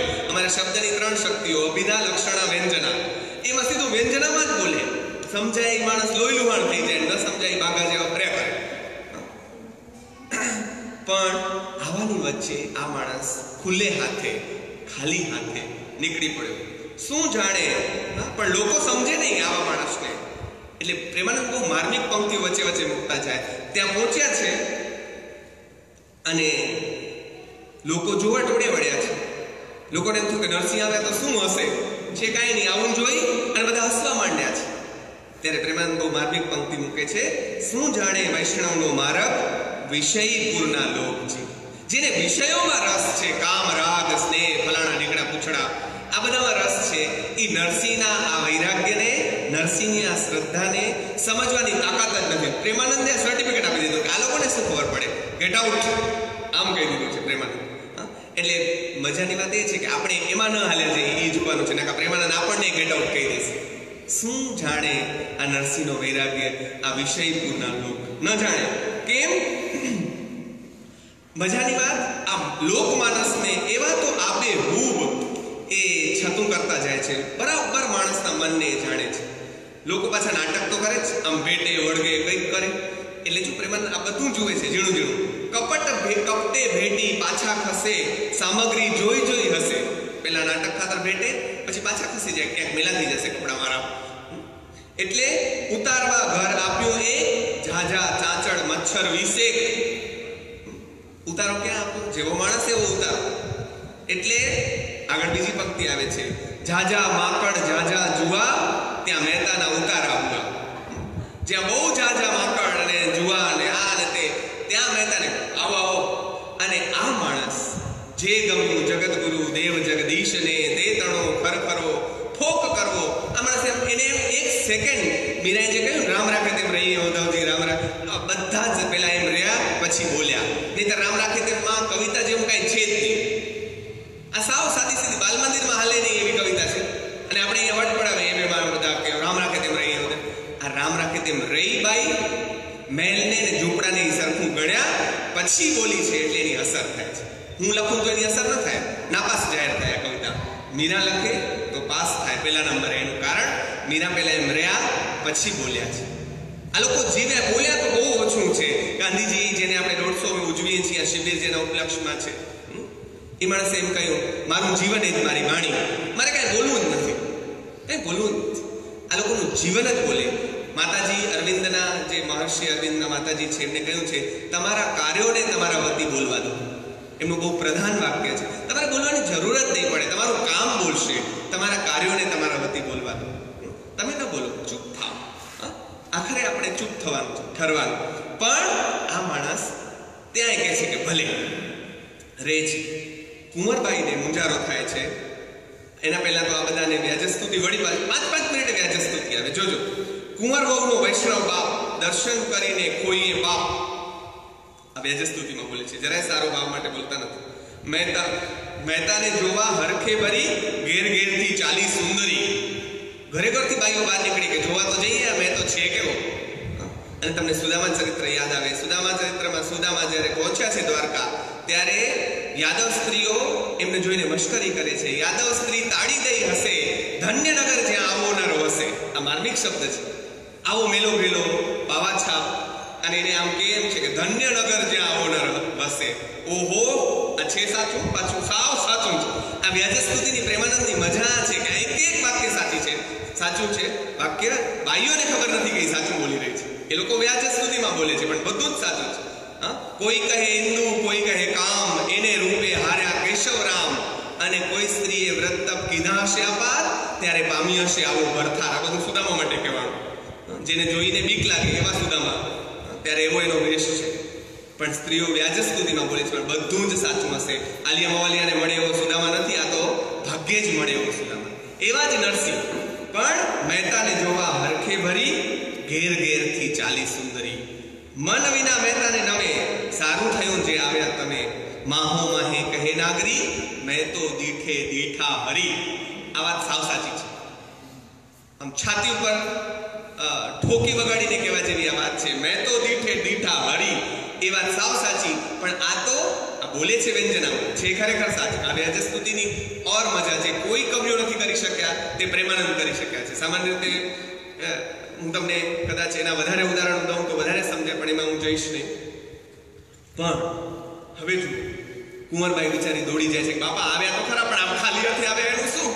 મરાવ્યા ને, આના કરતા ન આવ્યા હોત તો સારું. એટલે જઈને કહે છે લજાવું 7 પેઢીનું નામ, સાથે વૈરાગીનું શું કામ? બાવાઓને શું કામ લઈ આવ્યા તમે ભેગા? પોતે બાવો, જાન પણ બાવાઓ. અને શું મળવા ચાલ્યા એકલા, એ બાપથી ન બાપા ભલા. જરાક તપી ગઈ કુંવરબાઈ. આના કરતા બાપ ન હોય એ સારું. આપણે માણસ છીએ, લાગી આવે. અને સાસરામાં રહેતી દીકરીને તો વધારે લાગે જ્યારે આ બધું, એને ખબર નથી કે શું થવાનું. પણ જોજો આગળ બાપને એમ કહી ગઈ, પછી નણંદે એને કહ્યું કે આવા બાપ નક્કામાં, આવા બાપ આમ તેમ, એના બાપ વિશે ખરાબ બોલે છે. એટલે નણંદીને 1 મિનિટમાં ચૂપ કરી દે છે, કારણ કે એની દીકરી. બાપને પોતે ગમે તે કહી ગાળો દઈ આવે, તો બાપ છે, પણ બીજા કોઈને કહેવા ન દે, એનું નામ દીકરી. પિતા પુત્રીના આ અનુપમ સંબંધને પ્રેમાનંદે આ વાત ઝીલી લીધો. એવું તો વચ્ચે ઘણું બધું આવતું જશે. જુઓ એને શું કહે છે, કુમારીની સાથે કહે છે, દીકરીની કુમારી, સુખી પિતા હશે જે તણો તે પુત્રીને લાભ જ ગણો. જેનો પિતા સુખી હોય બધા ભલે બહુ ખુશ રાજી રહે. કોનો પિતા લખેશરી કહાવે તે તો મારે છે ખપ આવે. કોઈનો બાપ લખોપતિ હોય એ મારા શું કામનો, મારે તો મારો જ બાપ લખપતિ છે. મારો બાપ જેવો છે તેવો મારો બાપ છે. ખબરદાર એના વિશે કઈ બોલ્યા છે. આ એક દીકરીની કુમારી છે. એટલે અને પાછી એ દીકરી રંગ પિતા મુજ આવ્યો ઘેર, એક કાપનું સોનાનો મેર, તમે મન માને તે કહો એવા પિતા મારે જીવતા રહો. જે તમને કેવું નથી કહો, પણ આવો ધન્ય પિતા, આવો પિતા મેળવીને હું ધન્ય થઈ ગઈ. આવા પિતા મારા જીવતા રહો. 1 મિનિટ પહેલા એને ઝઘડો કરી આવી છે, પણ નણંદ પાસે ના, નણંદ પાસે એને મોટા કરે છે. પછી બાપ પાસે આવીને પાછી ઢીલી પડી જાય છે. બાપ પાસે બીજી વાર આવે છે કે બાપા તમે શું કર્યું, એમને મારે આવે. અને ત્યારે એને દુઃખી લાગે છે. ત્યારે એ અર્થનું મહત્વ સમજાવે છે. જે અર્થનું મહત્વ સુદામા પત્નીએ પણ એના વરને સમજાવ્યું કે બાપા અહીંયા ઘરમાં કંઈ છે નહીં, તો આપણા છોકરા પરણાવવા પડશે, સારા કુળની વહુ કોણ દેશે, અને આ ખાવા પીવા કોણ દેશે, વગેરે વગેરે. એનો આખો ઇતિહાસ સુદામા ચરિત્ર બીજી કથા થાય એમ છે. પણ એવી જ વાત કુંવરબાઈ કહે છે કે પૈસાનું શું મૂલ્ય છે. 2 વસ્તુ મૂલ્ય એ કરે છે, ધનજીભાઈનું અને એના કરતાં પણ વધારે માન. ત્યારે એને માન હોવાનું બહુ દુઃખ લાગે છે કે મારી માં હોત ને તો તમે આમ ખાલી હાથે ના આવવા દે. અને તમને કે શરમ આવે છે, દીકરીના ઘરે ખાલી હાથે જાઓ છો, ચાલો આ લઈને જાઓ, જે કરો તે. પણ માં વિના મોડો અને જેમ ગોળ વિના મોડો કંસાર, માં વિના સૂનો સંસાર. આ પ્રેમાનંદની પંક્તિ છે અને કુંવરબાઈના મામેરની આપણે બહુ બહુ બહુ પ્રચલિત થઈ, પણ એ આની પંક્તિ છે. આખી લાંબી યાદી થાય એટલી બધી પંક્તિઓ છે, હું બધી નહીં કહું. પણ એણે ઘણી બધી વાતો એના પિતાને કહી. કુંવરબાઈ બોલી વિનતી, સામગ્રી કાંઈ પાસે નથી, નાગરી નાથ રહેશે કેમ લાજ, ધન વિના આવે છે કાજ, નિર્માલ્ય નિર્ધનનો અવતાર. અત્યારે તો નાણા વગરનો ના થયો ને નાણે ના થાલાલ. એ પહેલાય પણ એમ જ હતું, અત્યારે એમ જ છે. એટલે બાપા તમે ખાલી હાથે કેમ આવ્યા? અને લવણ વિના જેમ ફિક્કું અન્ન, મીઠા વગર જેમ અન્ન ફિક્કું છે, તેમ ભાવ વિના જેવું ભોજન, કીકી વિના જેવું લોચન, મા વિના તેવું બે બાપનું મન.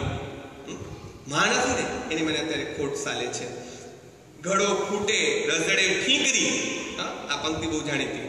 ઘડો ફૂટે એટલે માં મરી જાય, એટલે દીકરી ઠીકરી થઈ જાય.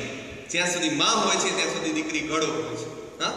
ઘડો ફૂટે રઝળે ઠીકરી, માત વિના એવી દીકરી, ગોળ વિના મોડો કંસાર, માં વિના નો સંસાર. આ પંક્તિ એના પિતાને કહે છે.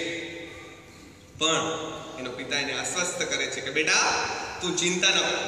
આ સંવાદ પણ બહુ જોવા જેવું છે, આપણને બળ આપે એવું. બે આ વાસ્તવની ભૂમિ ઉપર ઊભી છે દીકરી. એને એમ થાય છે કે આ નહીં થાય તો કરશું શું? એક તો દુઃખ છે, વળી વધારે મેળા મારે સાંભળવા. એટલે પણ એને આશ્વસ્ત કરે છે. ન હોય પિતા જો જાઓ ફરી એમ કહી રોઈ દીકરી, મસ્તકે મહેતે મસ્તક મૂક્યો હાથ, મોસાળું કરશે શ્રીનાથ. તું ચિંતા ન કર, મોસાળું કોણ કરશે? શ્રીનાથ કરશે. પહેરામણી કરવી જેટલી, આસામી લખી લાવો તેટલી. હવે નરસિંહ ધીરે ધીરે છડતો જાય છે. હમણાં ધીરે ધીરે છડે, એમ ધીરે ધીરે છડતો જાય છે કે આ લોકોને કેવો જાઓ. હવે હું તને કહી દઉં છું કે એ લોકોને કે તું જઈને કે જે લખાવું હોય તે લખાવે, હું બધું મોસાળું કરવા પૂરું થશે. કેવી રીતે થશે? લખજો સાસરિયા સમસ્ત, વિસરસો માં એકે વસ્તુ ભૂલજો નહીં. સાસરિયાના સગાવાલા સહિત જેના માટે જે મંગાવવું હોય તે બધું માંગી લો. એટલે વચન મહેતાજીના સુણી કુંવરબાઈ ગઈ, સાસુ ભણી એ ગઈ અને જઈને કે છે મારે પિતાએ મોકલી હું એ. હવે જોજો આ અંત્યાનુપ્રાસ કેવો, મોકલી હું એ, લખો કાગળમાં જોઈએ શું એ. મારા બાપાએ મને મોકલી છે અને બોલો લખાવો કાગળમાં તમને શું જોઈએ છે. માગો માગો માગે તે આપો, એમ ભગવાન વરદાન માં કે ને એમ આ લોકો કે છે લખાવો. એ વળી પાછું સાસુને મેળો કે હાઈ ક્લાસ સંભળાવવાનો મોકો મળે તો એકે ચૂકે નહીં, એટલે એની સાસુ વ્યંગમાં કહે છે. બે વસ્તુ છે, એક બાજુ એને ખાર છે, બીજી બાજુ એમ છે કે જોઈએ તો ખરા શું થાય છે. ભગતને તપાસી લેવાની લગભગ લોકોએ ચેષ્ટા કરી. એકે ભગત એવો કોરો નહીં ગયો હોય કે જેને લોકોએ તપાસ્યો નથી.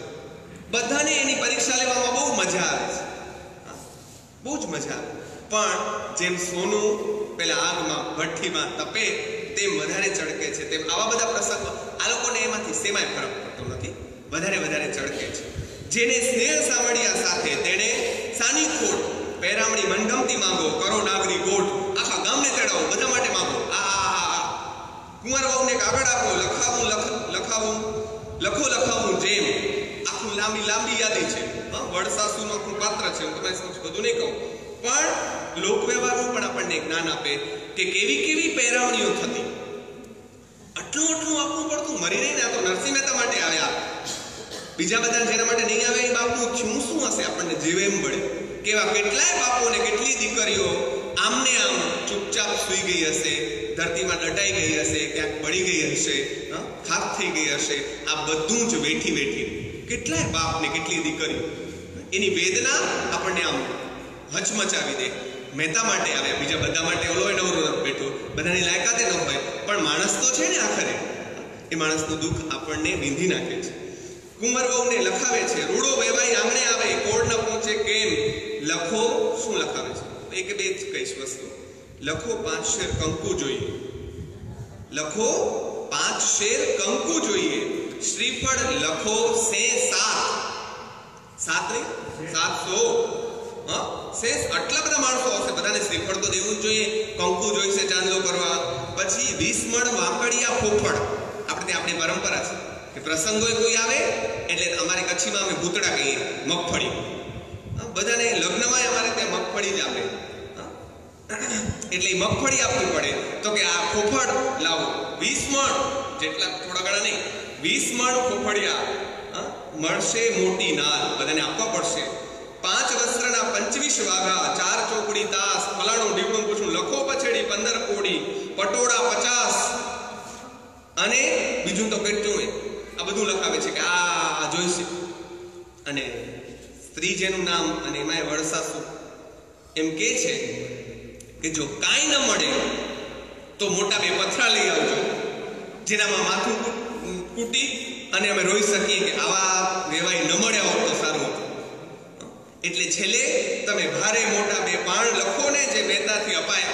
આ બધું તો કાંઈ નહીં દઈ શકે, પાણા 2 દેશે. ડોશી કહે, શું શોર કરો છો, કાગળ લખતા શું જાય, લખાવો, મજા આવશે, જોઈએ તો ખરા શું થાય છે. આ બધાને જોવું છે કે જોઈએ તો ખરા શું થાય. 5 પૈસાની લાયકાત નથી એવા લોકો, બહુ નમ્રતાપૂર્વક કહું છું, 5 પૈસાની લાયકાત વગરના લોકો આવા લાખેણા માણસને મોલવા બેઠા છે. અને આ બિચારો ચૂપચાપ મોલાય પણ છે. આ એની મોટાઈ છે, કાંઈ વાંધો નહીં. આવડું લાંબુ લખાવે છે, એમાં બાપને તો વાંધો નથી, પણ દીકરી બિચારી રોવા જેવી થઈ જાય છે. કારણ કે લખેશરીથી ન પડે પૂરું એવું લખાવ્યું તમે. લાખોપતિ હોય ને એ પૂરું ન કરી શકે એટલું બધું તમે લખાવ્યું સાધુ પિતાને. અને કોઈ પણ સ્ત્રી માટે માં થવું એ બહુ મોટી ઘટના ગણાય, ગર્ભ રહે ને બહુ મોટી ઘટના ગણાય. આ દીકરીને વિચાર આવે છે કે મને ગર્ભ રહ્યું શું કામ તે મારા પિતાને આવા દુઃખ આવે. સાધુ પિતાને દુઃખ દેવાને સીમંત સાને આવ્યું, શું કામ હું ગર્ભવતી થઈ તે મારા બાપને બધાની વચ્ચે આવા દુઃખ જોવા પડશે. કારણ કે હવે આ જોઈ રહી છે, આટલું બધું લખાવશે, નહીં આપે, પહોંચશે નહીં તો શું થશે, એની વેદના કલ્પનાથી જ એને ધ્રુજાવી દે છે. અને એ બાઈ એમ કહે છે કે શું કામ મને સીમંત. કોઈ સ્ત્રી આમ નહીં બોલી હોય કુંવરબાઈ સિવાય. હાજી થાય બધા, ગર્ભ રહ્યો. કુંવરબાઈ એમ બોલ્યા કે સાધુ પિતાને દુઃખ દેવાને શ્રીમંત સ્થાને આવ્યો, એના કરતા ન જ મારે પુત્ર કે પુત્રી ન જન્મત તો સારું હતું. પણ આ બધાની વચ્ચે નરસિંહની શ્રદ્ધા, અખંડ શ્રદ્ધા રહી છે, અખંડ. મામેરાની યાદી જોઈને વ્યથિત દીકરી થાય છે, પિતા સ્વસ્થ છે. શું કહે છે? સામળિયો અવસર નહીં ભૂલે, તું કા આંસુડા પાડે, તું રો નહીં, તું ચિંતા ન કર. સામળિયો અવસર નહીં ચૂકે, દામોદરને નથી કાંઈ દોયલું, નહીં જ કરજ કોનું કાઢે. એને એ આપણી ચિંતા લેવા વાળો મોટો બેઠો છે. આપણે મોટાને બાજુ પર મૂકી દઈએ ને ત્યારે આપણે ચિંતા રાખવી પડે. ચિંતા એને દઈ દો, હા, ફકીરની એક વ્યાખ્યા છે, હા, ફિકર કી ફાકી કરે ઉસકા નામ ફકીર. જે ફિકરની ફાકી કરીને ફૂંક મારીને ઉડાડી દે એનું નામ ફકીર. આ એવો ઓલિયો ફકીર છે, સાધુ છે, ભલે ગ્રસ્ત. આપણે ત્યાં લગભગ એટલે આપણે ત્યાં રાજર્ષિ એવો શબ્દ છે. રામ રાજા હોવા છતાં ઋષિ છે, યુધિષ્ઠિર રાજા હોવા છતાં ઋષિ છે. એવી રીતે બધા જ કેટલાક પુરુષો, એમાં નરસિંહ, સુદામા, આ બધા ગ્રસ્ત હોવા છતાં ઋષિ છે. ઋષિ માનવું સાધુતાને વેશ સાથે લાગતું વળગતું જ નથી. લાગતું વળગતું વેશ તો એક પછેડી એટલે એક બાહ્ય પ્રકલ્પ છે ખાલી, બસ.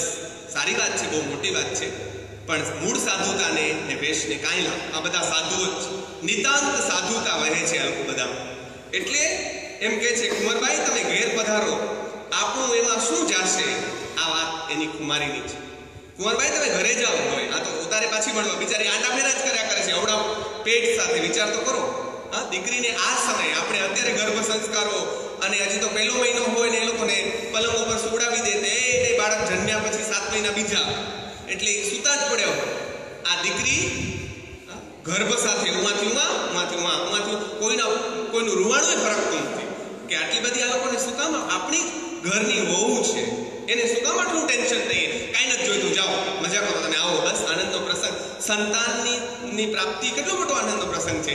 એની વચ્ચે આવા વિખવાદ શું કામ કરીએ. કાંઈ નથી જોઈતું એવું એકેય જણે કહ્યું નથી. બધા જોયા કરે છે કે બિચારી જાય, વળી રોતે રોતે વળી પાછી આવે, વળી જાય વળી પાછી આવે, અને આપણા પેટ સાથે આમાં ફર્યા કરે છે. પણ બોલો કે છે હવે તમે શાંતિથી જાઓ. જાઓ એટલું નહીં, જો મામેરું નહીં કરે તો ઉપહાસ એનો થશે. તો ચિંતા ન કર, મારીને તારું ખરાબ નહીં લાગે. ખરાબ કોનું જશે? લાજ લક્ષ્મીનાથની જશે. ઉપહાસ એનો થશે. સારું, ઓલી દીકરી આશ્વસ્ત થઈ. હરિને સોંપી દેનાર આ માણસ, જેવી હરિ ઈચ્છા એમ કહેનારા માણસને કોઈ એમ કહ્યું કે તમે ભગવાનના ઘરેણા ચોરાવી લીધા છે, તમે ચોર છો, એમ ભલે ત્યારે રાજાએ તમને જેલમાં નાખવાનું કહ્યું છે, એમ ભલે ત્યારે. જેવી હરિ ઈચ્છા આ માણસનો એક માત્ર ડાયલોગ છે, કાંઈ જ નહીં. ગામમાં બીજા સાધુ આવ્યા હોય 101 અને બ્રાહ્મણોને પૂછે કે અહીંયા મોટું ઘર કયું? તો કે મહેતા નરસિંહનું, બીજા કોનું હોય? તમે ત્યાં જાઓ જમવા માટે, અહીંયા હાંડલા કુસ્તી કરે, ખાવા શું હોય? અને આવીને એમ કે અમે તમારા ઘરે આજે ભોજન લેશું. તો કે અવશ્ય પધારો. હવે ઘરમાં કાંઈ ન હોય, અને સીધું ભજન કરવા એ લોકો ભેગા બેસી જાય. એ લોકોને એમ જ થાય જાણે અંદર 700 રસોઈયા અને બધા રસોઈ કરતા હશે, નોકર ચાકર ફરતા હશે, કાંઈ ન હોય. અને આ માણસ અહીંયા ભજન કરે, અંદર ઠાકોરજી એના માટે રસોઈ બનાવે, શાક સમારે, વઘાર કરે, શીરો રાંધે અને જમાડે. એટલું જ નહીં, આ લોકોના એઠા વાસણ પણ લે. એટલે કેવા તો આ માણસો હશે કે જેના માટે આ લાયકાત એમણે કરેલી છે. ઓલા પાસે એક જ વખત ગયા, ઓલો 5-5 મિનિટે. બિચારો મને ઘણી વાર હું હસવામાં કહું, કાનોડો બિચારો મરી ગયો આ બધાને ભેગા કરીને. કાં તો કે અહીંયા હજી નરસિંહની ઊંડી પૂરીને માંડ તો કેવો હોય, હાઈ ક્લાસ સોફા ઉપર બેસીને લક્ષ્મીજીને કડક ચાનો ઓર્ડર આપ્યો હોય કે જરાક કડક ચા બનાવો બાપા, થાકી ગયા છે, શિયાળો છે, માથું ચડ્યું છે. અને અહીંયા મીરાબાઈ સીધા મેરે તો ગિરધર ગોપાલ અહીંયા આવીશ ને અમૃત કરવા આવો, સુરદાસની લાકડી પકડવા જાય, ફલાણાનું આ કરવા જાય. બિચારો નવરો જ નથી પડતો અને 5-5 મિનિટે વગર ચપ્પલે દોડ્યા કરે છે. કેમ દોડ્યા કરે છે? કયું સત્વ છે આ લોકો પાસે?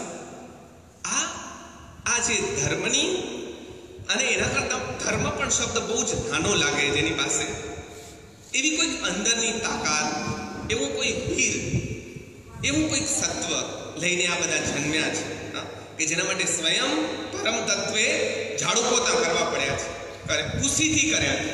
ખુશી જાય આ લોકો બધા ઊંડી પૂરવા આવે, ઊંડી પૂરે ને એમ કે અમે તો માફ કરજો, અમારા શેઠને કહેતા નહીં કે અમે મોડા પડ્યા. નરસિંહ મહેતાને જઈને ફરિયાદ ન કરજો, અમારા શેઠ વળશે, એવું ઠાકોરજી જઈને કે. આ માણસો એમ કે છે કે વાંધો નહીં, તું જા મજા કર. હજી તો ઘણું બને છે, જોજો. એમને એમ કઈ વાર્તા પૂરી થાય એમ નથી. હજી તો રાત પડી છે. એના પહેલા, રાત પડે એના પહેલા આવ્યા એટલે નાવે ધોય તો ખરા. બધા સ્નાન કરીને બેઠા, જેને જેવું મળ્યું એવું બધું ખાધું પીધું. મહેતાજીને નાવા અર્થે જળ મેલ્યું કડકડ. મહેતાજીને નાવા માટે કડકડતું પાણી એ લોકોએ મોકલ્યું. એટલે મહેતાજી બિચારો એટલો ભલો છે કે એને એમ કહ્યું કે જરાક ઠંડુ પાણી આપશો તો નાઈ લઉં. એમ હવે એક ઉકાળતા પાણીથી કેવી રીતે નાવું? એટલે હાઈ ક્લાસ એ લોકોએ શું કહ્યું કે તમે તો ભગવાનના ભગત છો, તમે તો ગાશો તો હમણાં વરસાદ પડશે, મલ્હાર ગાઓ અને વરસાદ વરસાવી લો, ઠંડુ પાણી અમારી પાસે નથી. જોજો પરીક્ષાઓ 5-5 મિનિટે. એટલે જેમ તેલ કઢાતાતી ઉકાળી, આ ઉપમા અલંકાર છે. એકદમ ઉકળતું તેલ જેમાં પૂરી નાખ્યા આવે ભેગી ઉપસીને બહાર આવે એવું તેલ. શુદ્ધ નવાને તળવા તેમ વેવાણે જળ ઉકાળ્યું મહેતાજીને છડવા એવું ઉકાળ્યું. આમ કડકડતું પાણી તે ઉષ્ણોદક મહેતે જાણી માગ્યું શીતલ પાણી મર્મ વચન મુખ મરડી બોલી કુંવરબાઈની જેઠાણી. શું બોલી? માગ્યા મેહ વર્ષે મહેતાજી. તો આમ પાસે શું માંગો? તમારે તો માગ્યા મેહ વર્ષે છે. એટલે કીધું એમ તો ભલે, એમ ભલે સાહેબ. એક ફરિયાદ નથી ને આ માણસની.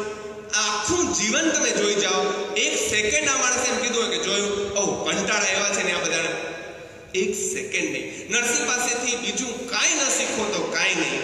નરસિંહે આપણને બધાને એક કંઠી બંધાવી છે અને એ છે ફરિયાદ ન કરવાની. એટલું જ આ કુદરતે આપ્યું છે કે તમે ફરિયાદ કરી શકો એમ છો જ નહીં. શેની ફરિયાદ? શેની ફરિયાદ? અમે એક મૌલાના પાસે ગયેલા અને મૌલાના મને કહે કે બોલો શું તકલીફ છે? એટલે મેં કીધું મારી બેન ને મારી માને મને તેડી ગયા એટલે હું ગયો. બાકી એ દોરા ધાગા વાળાને જરા કેવા લાગતા. એટલે મેં કીધું કે જો ફરિયાદ કે તકલીફ મુશ્કેલી કાંઈ જ નથી. જો હું એમ કહું કે મને મુશ્કેલી છે તો હું ખુદાનો ગુનેગાર થાઉં, કારણ કે મુશ્કેલી આવે એ પહેલા જ ખુદા મારી પાસે બફર મોકલી દે છે, હાઈ ક્લાસ એની સુવિધાઓ કરી દે છે. અને હું જો એમ કહું કે મને મુશ્કેલી આવી તો હું ખુદાનો આમ નાફરમાની કહેવાય, કરી કહેવાય. એ માણસ આપણને મુશ્કેલી આવે એ પહેલા તો અધર ઉચકી લે છે, તો ચિંતા ના કર, બેઠો જ છે. અને એવી મુશ્કેલીઓ તો જોઈએ જેના માટે ખુદા આવતો હોય, એવી મુશ્કેલીઓ તો આપણે સામેથી આમંત્રણ આપીએ કે એવી મુશ્કેલીઓ કેવી. આ મામેરું થયું તો માધવ આવ્યો, ભલે આ સાસુએ માંગ્યું, ભલે આવી મુશ્કેલીઓ આવી, પણ સ્વયં પરમ તત્વને આવવું પડ્યું તો ભલે ને આવી આવતી. પણ આને કીધું કે ભલે. સ્મરણ કીધું સામળિયાનું આલાપ્યો રાગ મલ્હાર.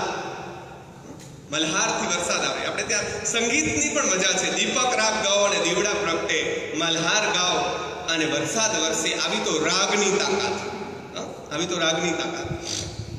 અહીંયા રાગ અને સાથે આનું સત્વ બે મળે. એકલા રાગથી કાંઈ ન થાય. હું મલ્હાર ગાઉં તેથી વરસાદ ના આવે, પણ હું દીપક ગાઉં તેથી દીપક પ્રગટે નહીં. એ તો એના માટે આ જે તાનસેનની શિષ્યાઓએ જે મલ્હાર ગાયો, પેલા તાનસેન ગાય તો દીપક કેમ? એનું કારણ તાનસેનની એક જ વાત વચ્ચે યાદ આવી તો કહી દઉં. તાનસેનને અકબરે કહ્યું કે તમે ભીડા ગાઓ છો આવું, તો તમારા ગુરુ કેવું ગાતા હશે, મારે એક દિવસ એને સાંભળવા છે.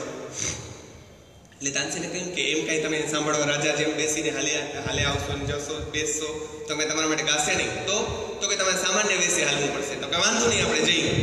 સામાન્ય વેશે રાજા અકબર અને તાનસેન ગયા. ઓલો તો ગુફામાં બેઠો બેઠો મસ્ત મસ્તીથી ગાતો હતો. એનો ગુરુ બધું ચૂપચાપ સાંભળ્યું, પાછા આવ્યા. પાસે બોલાવીને અકબરે તાનસેનને કહ્યું કે માફ કરજો, પણ તમે તમારા ગુરુ જેવું ગાતા નથી. તમારા ગુરુ શું ગાય છે? આલા ગ્રાન્ડ. તાનસેને હાઈ ક્લાસ જવાબ આપ્યો. દરેક શિષ્યનો આ જવાબ. એને બહુ મસ્ત જવાબ આપ્યો કે ફરક તો હોય જ ને. હું દિલ્હીના રાજા માટે ગાઉં છું ને ઓલો દુનિયાના રાજા માટે ગાય છે. આ ફરક છે, આ પાયાનો ભેદ છે. હું દિલ્હીના રાજાને રીઝવવા ગાઉં છું. એ તો આટલો નાનકડો. અકબરની શું વિશાળ? અકબરનો અર્થ બહુ મોટો છે. અલ્લાહુ અકબર, અકબરનો અર્થ જ મોટો થાય છે. પણ આ તો દુનિયાનો અકબર છે, અલ્લાહ નથી. આ તો આ અકબરને રીઝવવા, ઓલા મોટા અકબરને રીઝવવા માટે ગાય. એમાં ફરક તો હોય ને.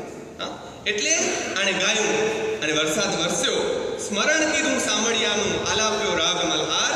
નાગર લોક જોવાને મળ્યા, બોલો બોલે વ્યંગ ઉચ્ચાર. પાછા એક રાત ચૂકતા નથી. જોજો શું બોલે? ઉપહાસ થાય તારા દાસનો, સામળિયા કરો સહાય. એને કીધું હવે ધીરે ધીરે મેં તમને કહ્યું તેમ છોડતો કે છે જો તારા દાસનો ઉપહાસ થાય છે, લોકો હસે છે. હવે ઉષ્ણોદક ઘણું ઉકળે, નાખ્યું શ્રીફળ ફાટી જાય. કેટલું ગરમ પાણી છે? શ્રીફળ નાખો તો શ્રીફળ ફાટી જાય. બતાવે છે એની ઉષ્ણતા કેટલી છે. આવું ઉષ્ણ પાણી. અને હવે જોજો થોડી જ ક્ષણોમાં નરસિંહના કહેવાથી નરસિંહના કહેવાથી એવો શબ્દ હું જાણીને વાપરું છું. નરસિંહના કહેવાથી જ વરસાદ આવ્યો. નરસિંહના કહેવાથી જોરદાર વરસાદ પડ્યો. એવો વરસાદ કે બધાના ઘરોમાં પાણી ભરાઈ ગયા. એટલો બધો વરસાદ પડ્યો. લોકો ત્રાહીમાં રાડારાડ કરવા માંડ્યા. એક બાજુ મામેરો હતો, એની વચ્ચે આવડો વરસાદ, અને પાછી ઋતુ નહોતી, ચોમાસું નહોતું, એની વચ્ચે વરસાદ વરસ્યો. પણ લોકો ઉડે કોરણ બહુ કાંકરા, વરસે મૂસળધાર, વહેવાઈના ઘરમાં જળ દસ્યું, કરે લોક પોકાળ, રાડારાડ થઈ. જગતને આ ચમત્કારમાં જ રસ. ચમત્કારને નમસ્કાર છે ને આજે, પણ પ્રેમાનંદને એનાથી આગળ કેવું છે. આગળ જોજો, ચમત્કારને નમસ્કાર હોય એ એક કક્ષા છે, પણ લોકો એટલા નિમ્ન છે કે કેટલાક એમ કીધું કે એમ કઈ નરસિંહના ખાવાથી કઈ વરસાદ નથી વરસ્યો, આ તો માવઠું થયું. ઓમે વરસાદ આવવાનો છે, આ તો માવઠું થયું. એટલે પ્રેમાનંદ કે આ લોકોને સ્વયં ભગવાન આવીને એમ કે હું ભગવાન, તો એ લોકો એને પૂછે કે આધાર કાર્ડ બતાવો. એ ભગવાનને એમ કે તમે જરા તમારું આઈડેન્ટિટી પ્રૂફ આપો ભાઈ. તમે એમ કે હોય તો હું આવીને એમ કહું કે રમજાન નથી બોલી રહ્યો, અહીંયા આ સ્વયં ભગવાન બોલી રહ્યા છે, તો તમે એમ પૂછો મને કે ભાઈ મહેરબાની તમારી જરાક બતાવો આધાર, ભગવાન હોવાનું શું છે તમારી પાસે આધાર. એટલે ઠગ નાગર કહે થયું માવઠું, એમ આવે બહુ વાર. આમાં તો બહુ વાર થયું છે, કઈ આજે જ નથી થયું. કેટલી વાર આવા વરસાદ માવઠું નથી થતું? હો થાય જ છે. પ્રત્યક્ષ દીઠું પ્રતીત નાવી કળીયુગનો અનુસાર. આ કળીયુગની નિશાની છે. સામે જોયું તોય નકામાઓને સમજાતું નથી કે આ શું કામ થયું ને શું થયું. નરસિંહને એનોય વાંધો નથી કે ભલે કાંઈ વાંધો નહીં. એણે દીકરીને જઈને કહ્યું કે સવાર પડી, રાત થઈ, બધા સુઈ ગયા, સવાર પડી, હવે મૂળ મામેરાનો પ્રસંગ 15 થી 20 મિનિટમાં સંકેલી લઈએ આપણે, બસ એન્ડ છે. મહેતાજી કહે પુત્રી મારી જય નાથને તેડા કરો, વિશ્વાસ આણી મંડપમાં હી છાબ ઠાલી જય ધરો. બધાને તેડું કરો, ધામ આખું ભેગું થાય, અને ખાલી છાબ રાખો ત્યાં. ભરેલી નહીં, ભરેલી શું હોય તો ભરેલી તમે ખાલી છાપ રાખો ત્યાં બધાની વચ્ચે. તો કે ઉપહાસ કેવો થશે તમે રાખો. મહેતાજી કહે પુત્રી મારી છો વૈષ્ણવની દીકરી. કેવો વૈષ્ણવ? વૈષ્ણવ જન તો તેને રે કહીએ પીડ પરાઈ જાણે રે, પર દુખે ઉપકાર કરે તો એ મન અભિમાન. આ નરસિંહ પહેલા પોતે વૈષ્ણવ જન થયા છે, પછી કવિતા લખી છે. પોતે એવું જીવ્યા છે. પરસ્ત્રી જેને માતરે પરધન નવ ચાલે. પોતાનું નથી ચાલ્યું, પરધન ક્યાં? પોતાનું નહીં હોય તો ચાલે, કાંઈ છે જ નહીં. અને એટલે જ એને બીજું ઘણું બધું મળ્યું છે જે આપણા બધાના હાથમાં ક્યાંય આવે તેમ નથી. એવું ઘણું બધું એને હસ્તગત કરેલું છે, કારણ કે એને રસ આમાં છે. જગતને જેમાં રસ છે એમાં ભગતને નથી, ને ભગતને છે એમાં જગતને નથી. યાની સા સર્વભૂતાનાં બહુ પ્રિય શ્લોક છે એ ગીતાનો શ્લોક. એનો અર્થ આ થાય છે કે જગતને જેમાં રસ છે ને એમાં ભગતને છે જ નહીં, ભગતને છે એમાં જગતને નથી. આ બે ક્યારે મેચ થવાના જ નથી, અને ન થાય એમાં જ માલ છે. આમ પણ તારે મારે ચિંતા શાની, મેં મોસાળું કરશે, તું ચિંતા ન કર. હવે જોજો જે નાત આવી છે, નાતનું વર્ણન. પ્રેમાનંદ એવા કવિ, વર્ણન કલાના કવિ, તાદૃશ્યતાના કવિ છે. એવું વર્ણન કરે કે તમને ચિત્રની જેમ બધું સાક્ષાત સામે દેખાય એવા કવિ. એટલે જોજો, મેં તે વગાડ્યો શંખ, સમર્યા શ્રી વનમાળી, લાગી હસવા ચારે વર્ણ માહોમાં હે દે તાળી. ચારે વર્ણના લોકો ભેગા થયા છે, બધા તાળી દે છે કે જુઓ તો ખરા ખાલી છાપ, અને અમે તો શંખ વગાડે છે. જોવા મળી નાગરી નાથ, બહુ ટોળે ટોળા, મુખ મરડી કરે વાત, આપશે ગરચોડા. બોલો, ટોળે ટોળા અને ગરચોડાનો પ્રાસ પણ છે. અને આ ગરચોડા દેશે, દેશે ક્યાંથી? આ પ્રશ્ન છે બધા. ગરચોડા લેવાય છે, બધાને જોઈએ જ છે પાછું, અને છતાં બધાને એમ છે ન દે તો મજા બીજી આવશે. શેની?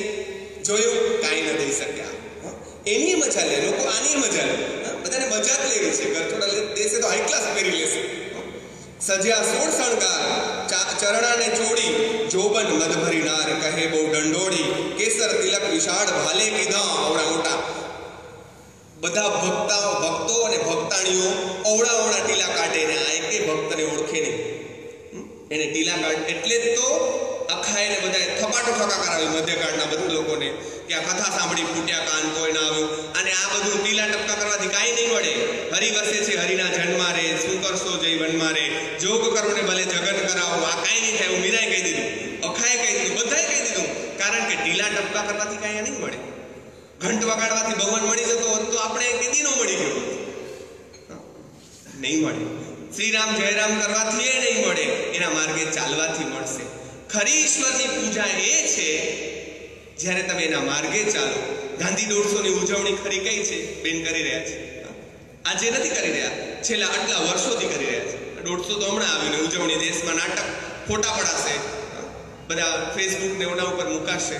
આ છેલ્લા કેટલાય વર્ષથી ગાંધીના નામથી એમની યાત્રા શરૂ થઈ. ગાંધીની સંસ્થામાં ભણ્યા નિસર્ગોપચાર, અને મેં જ્યારે એમનો પહેલી વખત ઇન્ટરવ્યુ લીધો ત્યારે મેં કીધું તમને મન કેમ થયું આ બધું કરવાનું?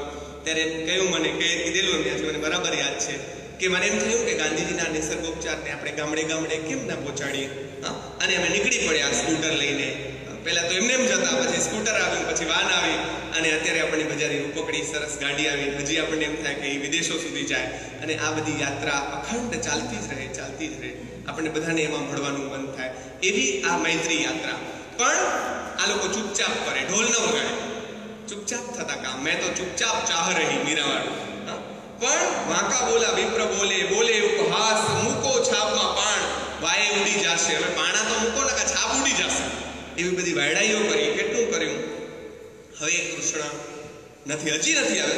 આટલું થયું, આપણને 5 મિનિટ એમ થાય કે ચાલો ત્યાં હાઈ ક્લાસ સ્ટેજથી બેઠો હશે ગાદી ઉપર. આમ કૃષ્ણની સ્ટાઇલ પણ આમ છે, બેઠા હોય તો આમ બેઠો. કોઈ દિવસ કૃષ્ણને તમે અદબ પલાઠી મોઢું બંધ એમ બેઠેલા જોયા? કોઈ દિવસ. બધું ઊભો હોય તો આમ જ ઊભો, ત્રિભંગ, આમ આસરી, આમ આ બધું જ આટું છે. જોયું આમ એક આમ સીધો છે, એટલો વાંકો છે. આમ બધાને સીધા કર્યો છે, દરેક વાંકાને એને સીધા કર્યા છે. એક આડાને સીધો કર્યો, પોતે પાછો આડોનો આડો જ રહ્યો. આવો કૃષ્ણ. એને આગે છે કે એ બાપા હવે શાંતિ રાખો, હું સેવકની લાજ લેજો સંભાળ, મોશાળાની કરજો સાથ ચાલ, મુખે કીર્તન હાથે તાળ, નાગરીનાથ બોલે આળ. મુખે કીર્તન થાય છે, હાથથી તાળી વાગે છે. આ માણસ કે છે હવે તમે સંભાળો. અને મેં જોયો તમારો વિલાસ, તેવો મેં કીધો અભ્યાસ, લોક બોલે મન ઉપહાસે, મારે મન તારો વિશ્વાસ. મને તારા પર શ્રદ્ધા છે, ભલે લોકો હાંસી ઉડાડે, તું આવીશ, મને ચોક્કસ શ્રદ્ધા છે. અને પછી આખરે એનો પુણ્ય પ્રકોપ જાગે છે. એ જે નળાખ્યાન એટલી સરસ કૃતિ છે, વાંચજો મનીષભાઈ. અદ્ભુત. દમયંતી ખાલી પત્ની છે ને એટલા માનમાં પણ એ પતિવ્રતા હોવાના કારણે સતી કહેવાય. દમયંતી કાંઈ જ નથી, માત્ર ઉત્તમ પત્ની છે, કશું જ નહીં. સતી એટલે બીજું કાંઈ નથી. રૂપાળી છે એ બીજી વાત છે, એ વધારાની વાત છે. પણ બીજું કાંઈ નથી. પતિવ્રતા પત્ની હોવાને કારણે સતી કહેવાની છે. આપણી સતીઓમાંની એક સતી છે દમયંતી. અને એણે એમ કહ્યું છે એનો પુણ્ય પ્રકોપ જ્યારે જાગ્યો છે ત્યારે, હો હરિ સત્ય સંગાતી, હું ક્યાંય નથી સમાતી, હરિ મારા કોણ કર્મ ના કરતું. જ્યારે એના ઉપર ચોરીનો આરોપ આવ્યો કે મારા ઉપર હું કોણ કોની, આવા રાજાની દીકરી, નળની પત્ની, અને હું ચોરટી ગણાણી, ત્યારે એને ત્રુઠ્યા વિશ્વાધાર. સતી કડી જે હાર લઈને જતો રહ્યો છે એના બદલે ચોરી કરીને એ તૂટે છે. અને વરસ્યો હાર તણો વરસાદ, એક પે અધિકા મોતી, રાજમાતા ટગટગ જ્યોતિ. આ બધી કવિતાઓ આમ લોહીમાં હાલી જાય એવી કવિતાઓ છે. આનો પુણ્ય પ્રકોપ કે બાપા હવે આવો છો કે નહીં? જુઓ, તે રીતે મોસાળું કરો, ઠાલી છાપ સૌને ભરો. બધી છાલી છાપ ભરવાની છે, આ હુકમ છે. ભગતનો ભગવાન ઉપર આ અધિકાર ભાવ છે. એમ કહે છે કે હાલો ભરવા માંડો, આ અધિકાર. નહીં જો નહીં આવો સુંદર શ્યામ, તો સમજી લેજો નાગર સાથે છે કામ, જેના તેના સાથે નથી. નાગર બ્રાહ્મણ સાથે તમને પનારો પડ્યો છે. હવે જો કામ નહીં કરો તો જોઈ લેજો આપણે બે સામે થાશું તો તમે હારી જશો. આ આત્મવિશ્વાસ ક્યાંથી આવ્યો આ માણસ? આ સત્વ એને આપ્યું કોણે કે ઈશ્વરને ચેલેન્જ કરી શકે? કૃષ્ણલાલ શ્રીધરાણીની બહુ સરસ કવિતા છે, આજ મારો અપરાધ છે રાજા, તું નહીં આવે ઘેર. બહુ સરસ કવિતા. એમાં સાધક રાહ જોઈને બેઠી હોય છે સ્ત્રી. એ ઓચિંતી એક દિવસ કોઈની સેવા કરતા થાકી જાય ને 5 મિનિટ સૂઈ જાય, ત્યારે ભગવાન આવે, હાલ્યો જાય. ખબર કેમ પડે હાલ્યો જાય? તો કે આખો ખંડ સુગંધથી ભરાઈ જાય અને ખબર પડી જાય કે આવીને ગયો. એટલે એ કઈ જેવી તેવી સાધિકા નથી. એમ કહે છે કે હવે એક દી તારે બારણે આવીશ, પાઠવ્યા વિના કેણ. હવે હું તારા બારણે આવીશ, જોઉં કે તું કેટલો જાગતો રહેશ. આવું ભગવાનને જે ચેલેન્જ સાથે કહી શકે એ અધિકાર આ સાધકો પાસે છે. એટલે એમ કહે છે કે જોજો હવે મહેતા સાથે કામ છે. હવે જોજો ભગવાન કેવી રીતે આવે છે. આ તમને સામે દેખાય, જાણે ભગવાન સ્વયં આવતા હોય. આપણને પ્રેમાનંદે જાણે જોયા ન હોય આંખથી એવું વર્ણન કરે છે. આ જે સંજય દ્રષ્ટિ મળી હતી કૃષ્ણએ જે આપી હતી ધૃતરાષ્ટ્ર માટે સંજયને, એવી સંજય દ્રષ્ટિ દરેક કવિને મળી હોય છે. જુઓ શું કહે છે, ભક્ત નરસૈયાનું દુઃખ જાણી ઉઠી ધાયા પુરુષ પુરાણી. ઉઠ્યા, તમને દેખાય જાણે હું પલંગમાંથી ઉઠ્યા થયા શેઠ તે સારંગ પાણી. તૈયાર થયા, શેઠનો વેશ પહેર્યો. આપણે આમ સામે દેખાય અરીસા સામે ઉભેલા કૃષ્ણને શેઠનો વેશ ધર્યો હોય. સાથે લક્ષ્મી થયા શેઠાણી. લક્ષ્મીજીને શેઠાણી કર્યા, બાજુમાં રાખી, ઘરવાળીને ભેગી રાખવી કાયમ. આ લોકો મનીષભાઈ રાખે છે ત્યાં. મજાની વાત એ છે, લોકે ઓળખ્યા નહીં જગદીશ રે, સાથે વાણોતર 10-20 રે. આ કમનસીબ છે. આપણને એમ થાય કે હવે શું કહીએ, મારું હાલે તો હમણાં હું બે ચાર મારા મનમાં એવી આવે છે, એ બે ચાર દઈ દઉં, પણ નથી દેવાતી. આ લોકો ન ઓળખ્યા જગદીશ રે, સાથે વાણોતર 10-20 ભેગા જે 5-10 નોકર ચાકર આવ્યા ને, બધા એને જોઈને બોલો અંજાઈ ગયા કે આવા માણસો આમ તેમ. હવે એના ભેગાનો બાપ, આપણા બધાનો બાપ આવ્યો છે, એને તો જુઓ, પણ એને કોઈ ઓળખશે કોઈ નહીં ઓળખે. એટલે જોજો, સર્વે જોઈ વિસ્મય થાય, પ્રભુ આવ્યા મંડપમાં. પ્રભુ મંડપમાં આવ્યા, શું કર્યું? કોઈ ન જાણે ત્રિભુવન ભૂપરે વાલે, કીધું વણિકનું રૂપ. કોઈને ખબર જ ન પડે. આ તો આપે તો છાનું છપનું આપે. છાનું રે છપનું કઈ થાય નહીં, એ પછી પ્રેમની વાત છે, પણ બધું છાનું છપનું જ કરે. કૃષ્ણએ સુદામા ચરિત્રની વાત જ્યારે આપણે બીજી વાર કરશું ત્યારે કહેશું, કૃષ્ણ આપણને આ શીખવે છે કે કોઈને આપવું હોય તો કેવી રીતે આપવું, કે કોઈને કલ પણ ન પડે કે કેવું અપાઈ ગયું ને વાર્તા પૂરી થઈ ગઈ એમ આપવું. આ કૃષ્ણ આપણને, કૃષ્ણ અહીંયા પણ વણિકનું રૂપ લઈને આવે છે. કોઈને ખબર નથી પડતી કે આ કૃષ્ણ આવ્યા. એટલે સર્વે જોઈ વિસ્મય થાય, પ્રભુ આવ્યા મંડપમાં, રથ ઉપરથી ઉતર્યા, હરિસભામાં સંચર્યા. અને હવે પંક્તિ બહુ સરસ આવે છે, પ્રેમાનંદ આપે છે, ખડ દર્શને ખોડ્યો ન લાદે, જેને ઉમિયા વર આરાધે. આ ઉમિયાનો વર, ઉમિયા એટલે પાર્વતી, એના વર જેને આરાધે છે. ન જડે ધ્યાને દાને બહુ જોગે રે. ક્યાંય ન જડે, ધ્યાન કરવાથી ન મળે, દાન કરવાથી ન મળે, બહુ જોગ જગન કરાવવાથી જે માણસ ન મળે તે આડ પડે. આ વિચાર તો કરો, અહીંયા પગે લાગતો આમ કરતો આવ્યો છે. નરસિંહની બીજી એક પંક્તિ છે કે જે ધ્યાતાને ધ્યાને ના આવ્યો, તેને કામિનીએ કર ગ્રહી તાણ્યો. હાથ ઝાલ્યો, માર્યો, કૂટ્યો, ઢસડ્યો, કંઈક કર્યું. કયા બળે? પ્રેમના બળે. કાચેરે તાંતણે હરિજીએ બાંધ્યા, જેમ ખેંચે તેમની. એ પ્રેમની તાકાતથી બંધાયેલા. પણ હવે જો નરસિંહ કોને ઓળખે છે? આવ્યા સજોડે દેવાદી દેવરે, મેં તે ઓળખ્યા હરિ તત ખેવરે. આવતા વેદ નરસિંહને ખબર પડી ગઈ આ કોણ છે. આ ફરક જગતનો અને ભગત, સોનાના થાળ, આ બધું. એટલે એ લોકો વાણિયાને જોવે ક્યાંથી? નરસિંહની નજર આ પટોળા 50 એના ઉપર કાંઈ નથી. એની નજર કોના ઉપર છે? જગદીશ ઉપર છે. અને જોજો તો ખરા, સંબંધોની માયાજાળમાંથી બહાર નીકળીને આ માણસ શું કહે છે? અત્યારે બધાને પ્રશ્ન એ થાય કે તમે કૃષ્ણને બધા પૂછે છે, એની ઘરવાળીને પૂછે છે, તમને બધા પણ કદાચ ગીતાબેનને પૂછ્યું હશે કે રમજાન તમારા થાય શું? બધાને આપણને એમ હોય કાકા મામા દીકરા ને ભાઈ ને કાકા ને પિતરાઈ ને ફલાણા ને દીકરા ને આવું કઈક થતું હોય તો ઠીક, બાકી બધું સમજ્યા. એટલે બધાને પ્રશ્ન હોય તમારા થાય શું? સગપણોને જે ઓગાળી દે, સગપણની મર્યાદિત વ્યાખ્યાઓને જે માણસ એનાથી બહાર નીકળી જાય એ માણસ સમષ્ટિ નો થઈ શકે. આપણે આટલામાં જ બંધાઈ રહીએ, મારી માં, મારો બાપ, મારો ભાઈ, મારું ફલાણું. એટલે ઉમાશંકરે અમારે કહ્યું, ઘર ત્યજી જનારને મળતી વિશ્વ તણી વિશાળતા. જે ઘર છોડે એને વિશ્વ આખું ઘરના રૂપમાં મળે. પણ આપણે આટલામાં જ રાજી પડ્યા હોય તો ભાઈ રહ્યો, બીજું શું? મારી ઘરવાળી, એનો મતલબ એમ નથી કે આખી દુનિયા આપણી ઘરવાળી છે, પણ બધા રાજી એમ થઈ જશે કે વાહ આખી દુનિયાની સુંદરીઓ બધી આપણી. એમ નહીં. મજાની વાત આ છે કે આખાને પોતાના ગણે. એટલે અહીંયા બધા પૂછે છે કે તમે નરસિંહના સગા શું થાવ? એટલે લક્ષ્મીજી જવાબ આપે છે, કાનુડો તો બીજા કામમાં પડે, નવરો નથી આ બધા આલિયામાં વાલિયાને જવાબ દેવા. એટલે એની ઘરવાળી કહે છે, અમોધન મહેતાજીનું લીજે રે, વેપાર કાપડનો કીજે રે.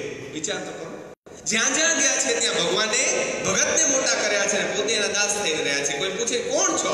તો કે અમે તો ભાઈ મહેતાના પૈસે વેપાર કરવા વાળા વાણિયા છીએ. બધા વાણિયા રાજી થાજો, કૃષ્ણએ પોતાની જાતને વાણિયા કહ્યા છે. અને એ બાબત માટે ધન્યતા અનુભવજો કે તમે કૃષ્ણને તમારી નાત 5 મિનિટ પણ અપનાવી છે. રાજી થઈ જવા જેવી વાત છે. કુંભાર બન્યા છે એમાં તો હું રાજીનો રેડ પડ્યો છું. અમારા એક ભગત માટે કુંભારમાં માટલા ઘડ્યા છે, ચાકડા ફેરવ્યા છે. એમાં તો મારો રથ યુધિષ્ઠિર કરતા પણ અધર ફરે છે કે કાનુડાને કુંભાર બનવું પડે તો આપણો વટ છે ભાઈ. પણ આ એમ કે છે કે અમે તો એના પૈસે વેપાર કરવા વાળા વણિક છીએ. અમો આવ્યા મોસાળું કરવા, થાલી છાપ સૌને ભરવા. કોડ પોત્યા કુંવર વહુના, ભાંગ્યું ભવનું મેણું છે. એટલા જે માંગ્યું તો એ બધું જ આપ્યું. એટલું જ નહીં, સોનાના બે પથરા ભયંકર વાયડા ભગવાન છે. એકદમ સ્માર્ટ અને બધાને હાઈ ક્લાસ થપ્પડ ઠાકા કરાવીને જવાબ આપે એવા. એટલે સોનાના બે પથરા લઈ આવ્યા છે. એની સાસુને ખાસ આપતા કહે છે કે મન થાય તો જરાક માથું બધું ભટકાવી લેજો આમાં. તમે કીધું હતું ને પથરા, અને દીકરીના ઘરનું તો બધું જ પૂરું કરવું પડે એટલે પથરા ચોક્કસ આપીએ છીએ, પણ સોનાના આપીએ છીએ. ઓલા પાછું મોં વાઢો તો લોહી ન નીકળે એવા મોં બંધ તાળા. પણ જોજો કમનસીબ આ છે. કોડ પહોંચ્યા કુંવર વહુના, ભાંગ્યું ભવનું મેણુંજી. મનવાંછિત પહેરામણી પામ્યા, જેને જેવું લેણું. જેને જેવું જોઈતું હતું બધું મળ્યું. કુંવરબાઈની આ જે કમનસીબ લોકો છે, અથવા તો જે નથી જ પામતા, નથી જ સમજતા, એની વાત પ્રેમાનંદ છેલ્લે પણ કરતા જાય છે. વાર્તા પૂરી થવા છે. બધાને બધું જ મળ્યું, જેને જે જોઈતું હતું. આપણે એમાં રસ નથી કેવી રીતે આપ્યું, શું આપ્યું, કારણ કે આવ્યો એ જ બહુ મોટી ઘટના છે. આપવામાં તો કોઈ સવાલ જ નથી આવતો. શું આપ્યું કે એ બધું છે. આમાં તમે વાંચજો. એના માટે તમને ચોપડી વાંચવાની હું વિનંતી કરીશ કે મૂળ મામેરું વાંચજો. કેવી રીતે શું કોના માટે લઈ આવે એનું આખું લિસ્ટ છે. આપણને એમાં બહુ રસ પડે, કારણ કે નવી જાતની સાડીઓ, બધું ડિઝાઇનર ફલાણી બધું જ છે. પણ આટલું બધું થઈ ગયા પછી કૃષ્ણ અંતર્ધ્યાન થઈ ગયા, હાલ્યા ગયા, પાછા હાલ્યા ગયા, વાર્તા પૂરી કરી ગયા. આ માણસ તો હજી ભજન જ કર્યા કરે છે. બધું વાર્તા ખાધું પીધું મોજ થઈ ગયું હતું. ત્યાં એની નણંદ આવી કુંવરબાઈ, અને શું કહે છે? કુંવરબાઈની નણંદી આવી, બળબડતી મુખ મોડે જી. પહેરામણી કોઈની નવ પોતી, વહેવાઈને અવખોડે જી. બધાને આપ્યું. બોલો, પહેરામણી પરનાતી પામ્યા, જે નાતના નથી એનાય મળ્યા. ઘરના માણસ ગયા ભૂલીજી. ઘરના માણસને તમે ભૂલી ગયા. અને એક કટકું કપડું ન પામી, પુત્રી મારી ફૂલીજી. આટલી 6 મહિનાની જન્મેલી છોકરી, એના માટે કે બધાને બધું આપ્યું. મારી દીકરી તમને યાદ આવી એમ કરતા મોર જેવડા આંસુ સાથે રોતી આવી. વળી બિચારી કુંવરબાઈ જોતો તો ખરા આ બધાના નસીબ તો જુઓ.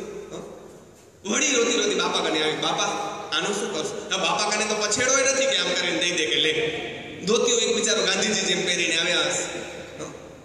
એટલે એ માણસ કહેશે કાંઈ વાંધો, બિચારા હમણાં જ ભગવાન ગયા છે. તમને કહ્યું હમણાં જ ગયા. વળી પાછા ભજન કરવા બેઠા કે બાપા આટલું કપડું મારાથી નહીં દેવાય, આવતું દેવા. અને વળી ભજન. કૃષ્ણ કોઈ દી ન તપે, કૃષ્ણ તેને તપી ગયા છે. અને એક પછેડી નહીં, ચૂંદડીઓનો વરસાદ વરસે છે. ઢગલો થઈ જાય છે ચૂંદડી. અને કૃષ્ણ એમ કહેવા માંગે છે પ્રેમાનંદ દ્વારા કે સાલાઓ જાઓ તોય તમારું પેટ નહીં ભરાય. મને બરાબર ખબર છે, તોય તમારું પેટ નહીં ભરાય.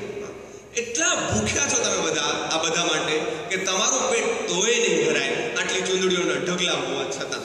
આ સામાન્ય માણસ, એટલું સામાન્ય એટલે આ સંદર્ભમાં સામાન્ય, કોઈ ગરીબ ધનવાનના સંદર્ભમાં નહીં. સામાન્ય માણસની આ લાયકાત. આટલું સામે જોયું. આ ખાલી કાંઈ નમળ્યું અને જોયું હોય ને, મને તો અદેખાઈ આ બધા નાગરોની આવે છે કે એની સામે આ દ્રશ્યો ભજવાયા હશે, એની આંખો ધન્ય છે. એ માણસો મળે તો આજે એને દંડવત કરવા તૈયાર છું, જેણે આ બધું જોયું હશે. પણ એ માણસોને એમ થાય છે કે જોયું, આ ન દીધું. પણ આટલું બન્યું.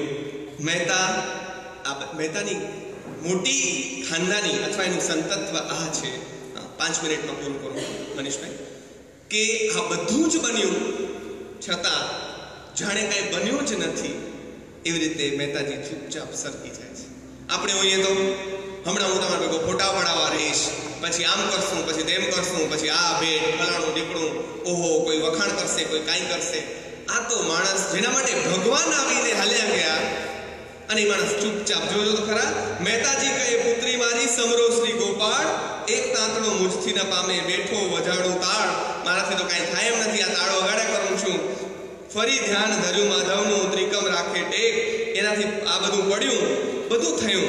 પણ નાગર લોક સૌ પાયે લાગી, પ્રજા કરે વખાણ. બધું થયું, બધાએ વખાણ કર્યા. હવે જોજો, નાગરી નાતે મોટો નરસિંહ, માથે સારંગ પાણી.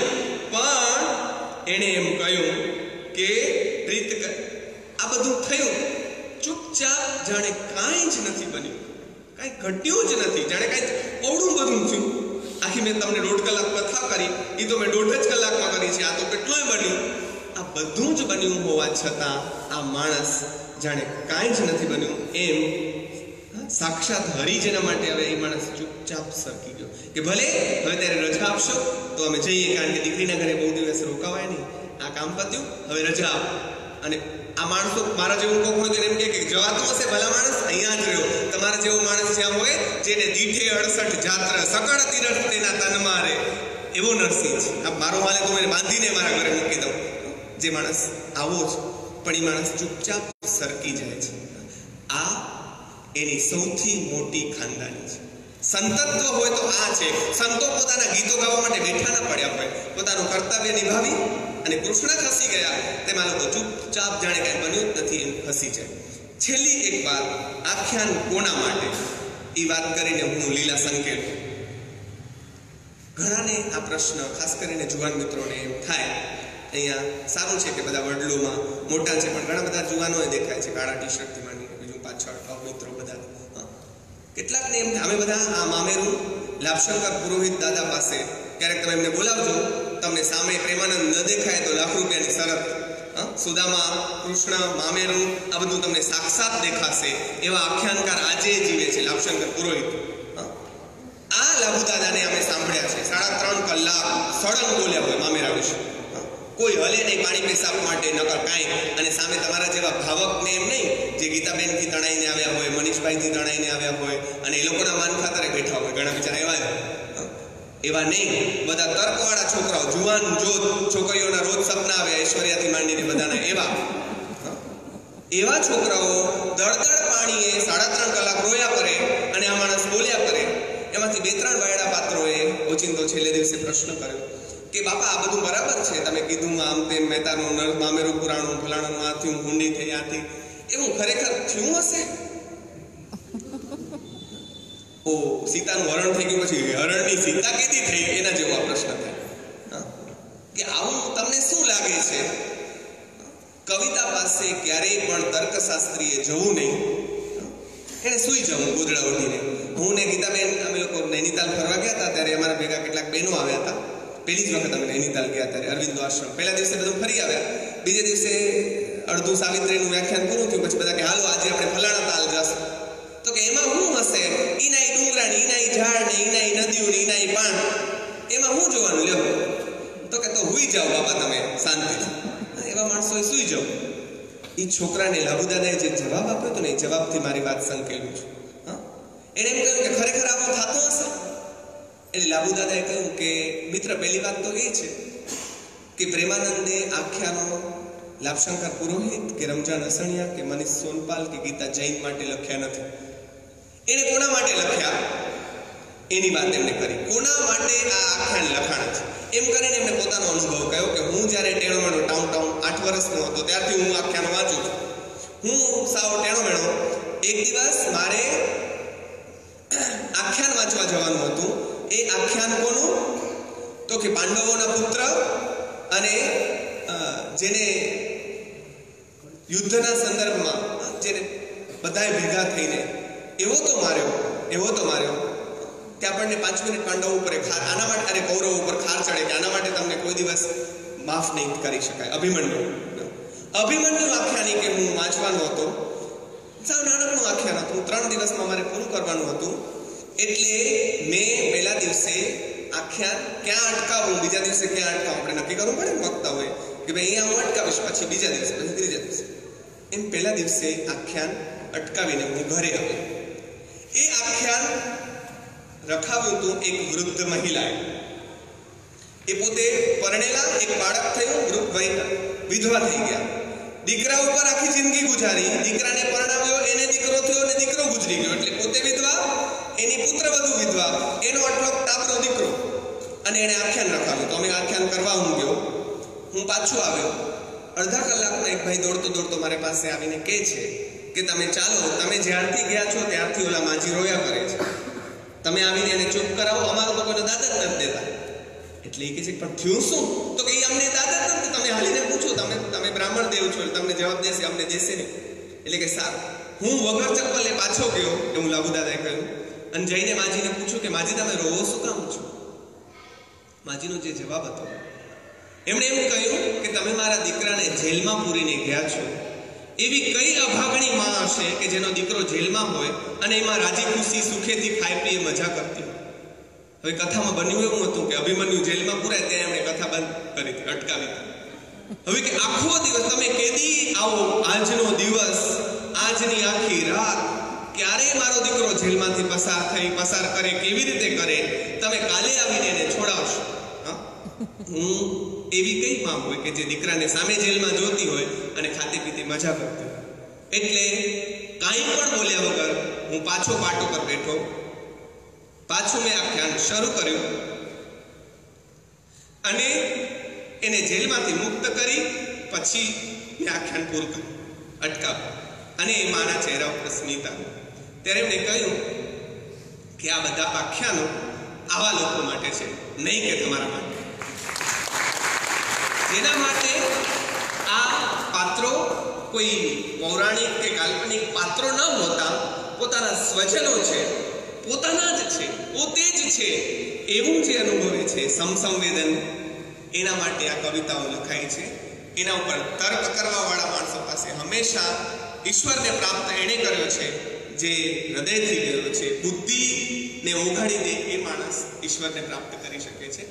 આ બધા આપણને એ દિશામાં જવા માટે બળ આપે એવા કાવ્યો છે. અને નરસિંહ માટે આવ્યા એમ તમે છેલ્લું કહી દઉં કે વિચારો નથી નરસિંહનો, વટ પડાવ્યા કરે એકલો જ, આપણા માટે આવે. તાકાત આ શરત આ છે કે નરસિંહ જેવી શ્રદ્ધા ઓલી જેવી છોકરીને હતી કે વરસાદ પડશે ને છત્રી લઈને જાય, એવી શ્રદ્ધા લઈને નીકળો તો આજે પણ કૃષ્ણ આવવા તૈયાર છે. આપણે આપણા શ્રદ્ધાના મૂળિયાને રોજ પાણી પાઈને મજબૂત કરીએ એવી આશા સાથે મારી વાત અહીં સંકેલું છું. સૌનો ખૂબ ખૂબ આભાર, હૃદયપૂર્વક ધન્યવાદ.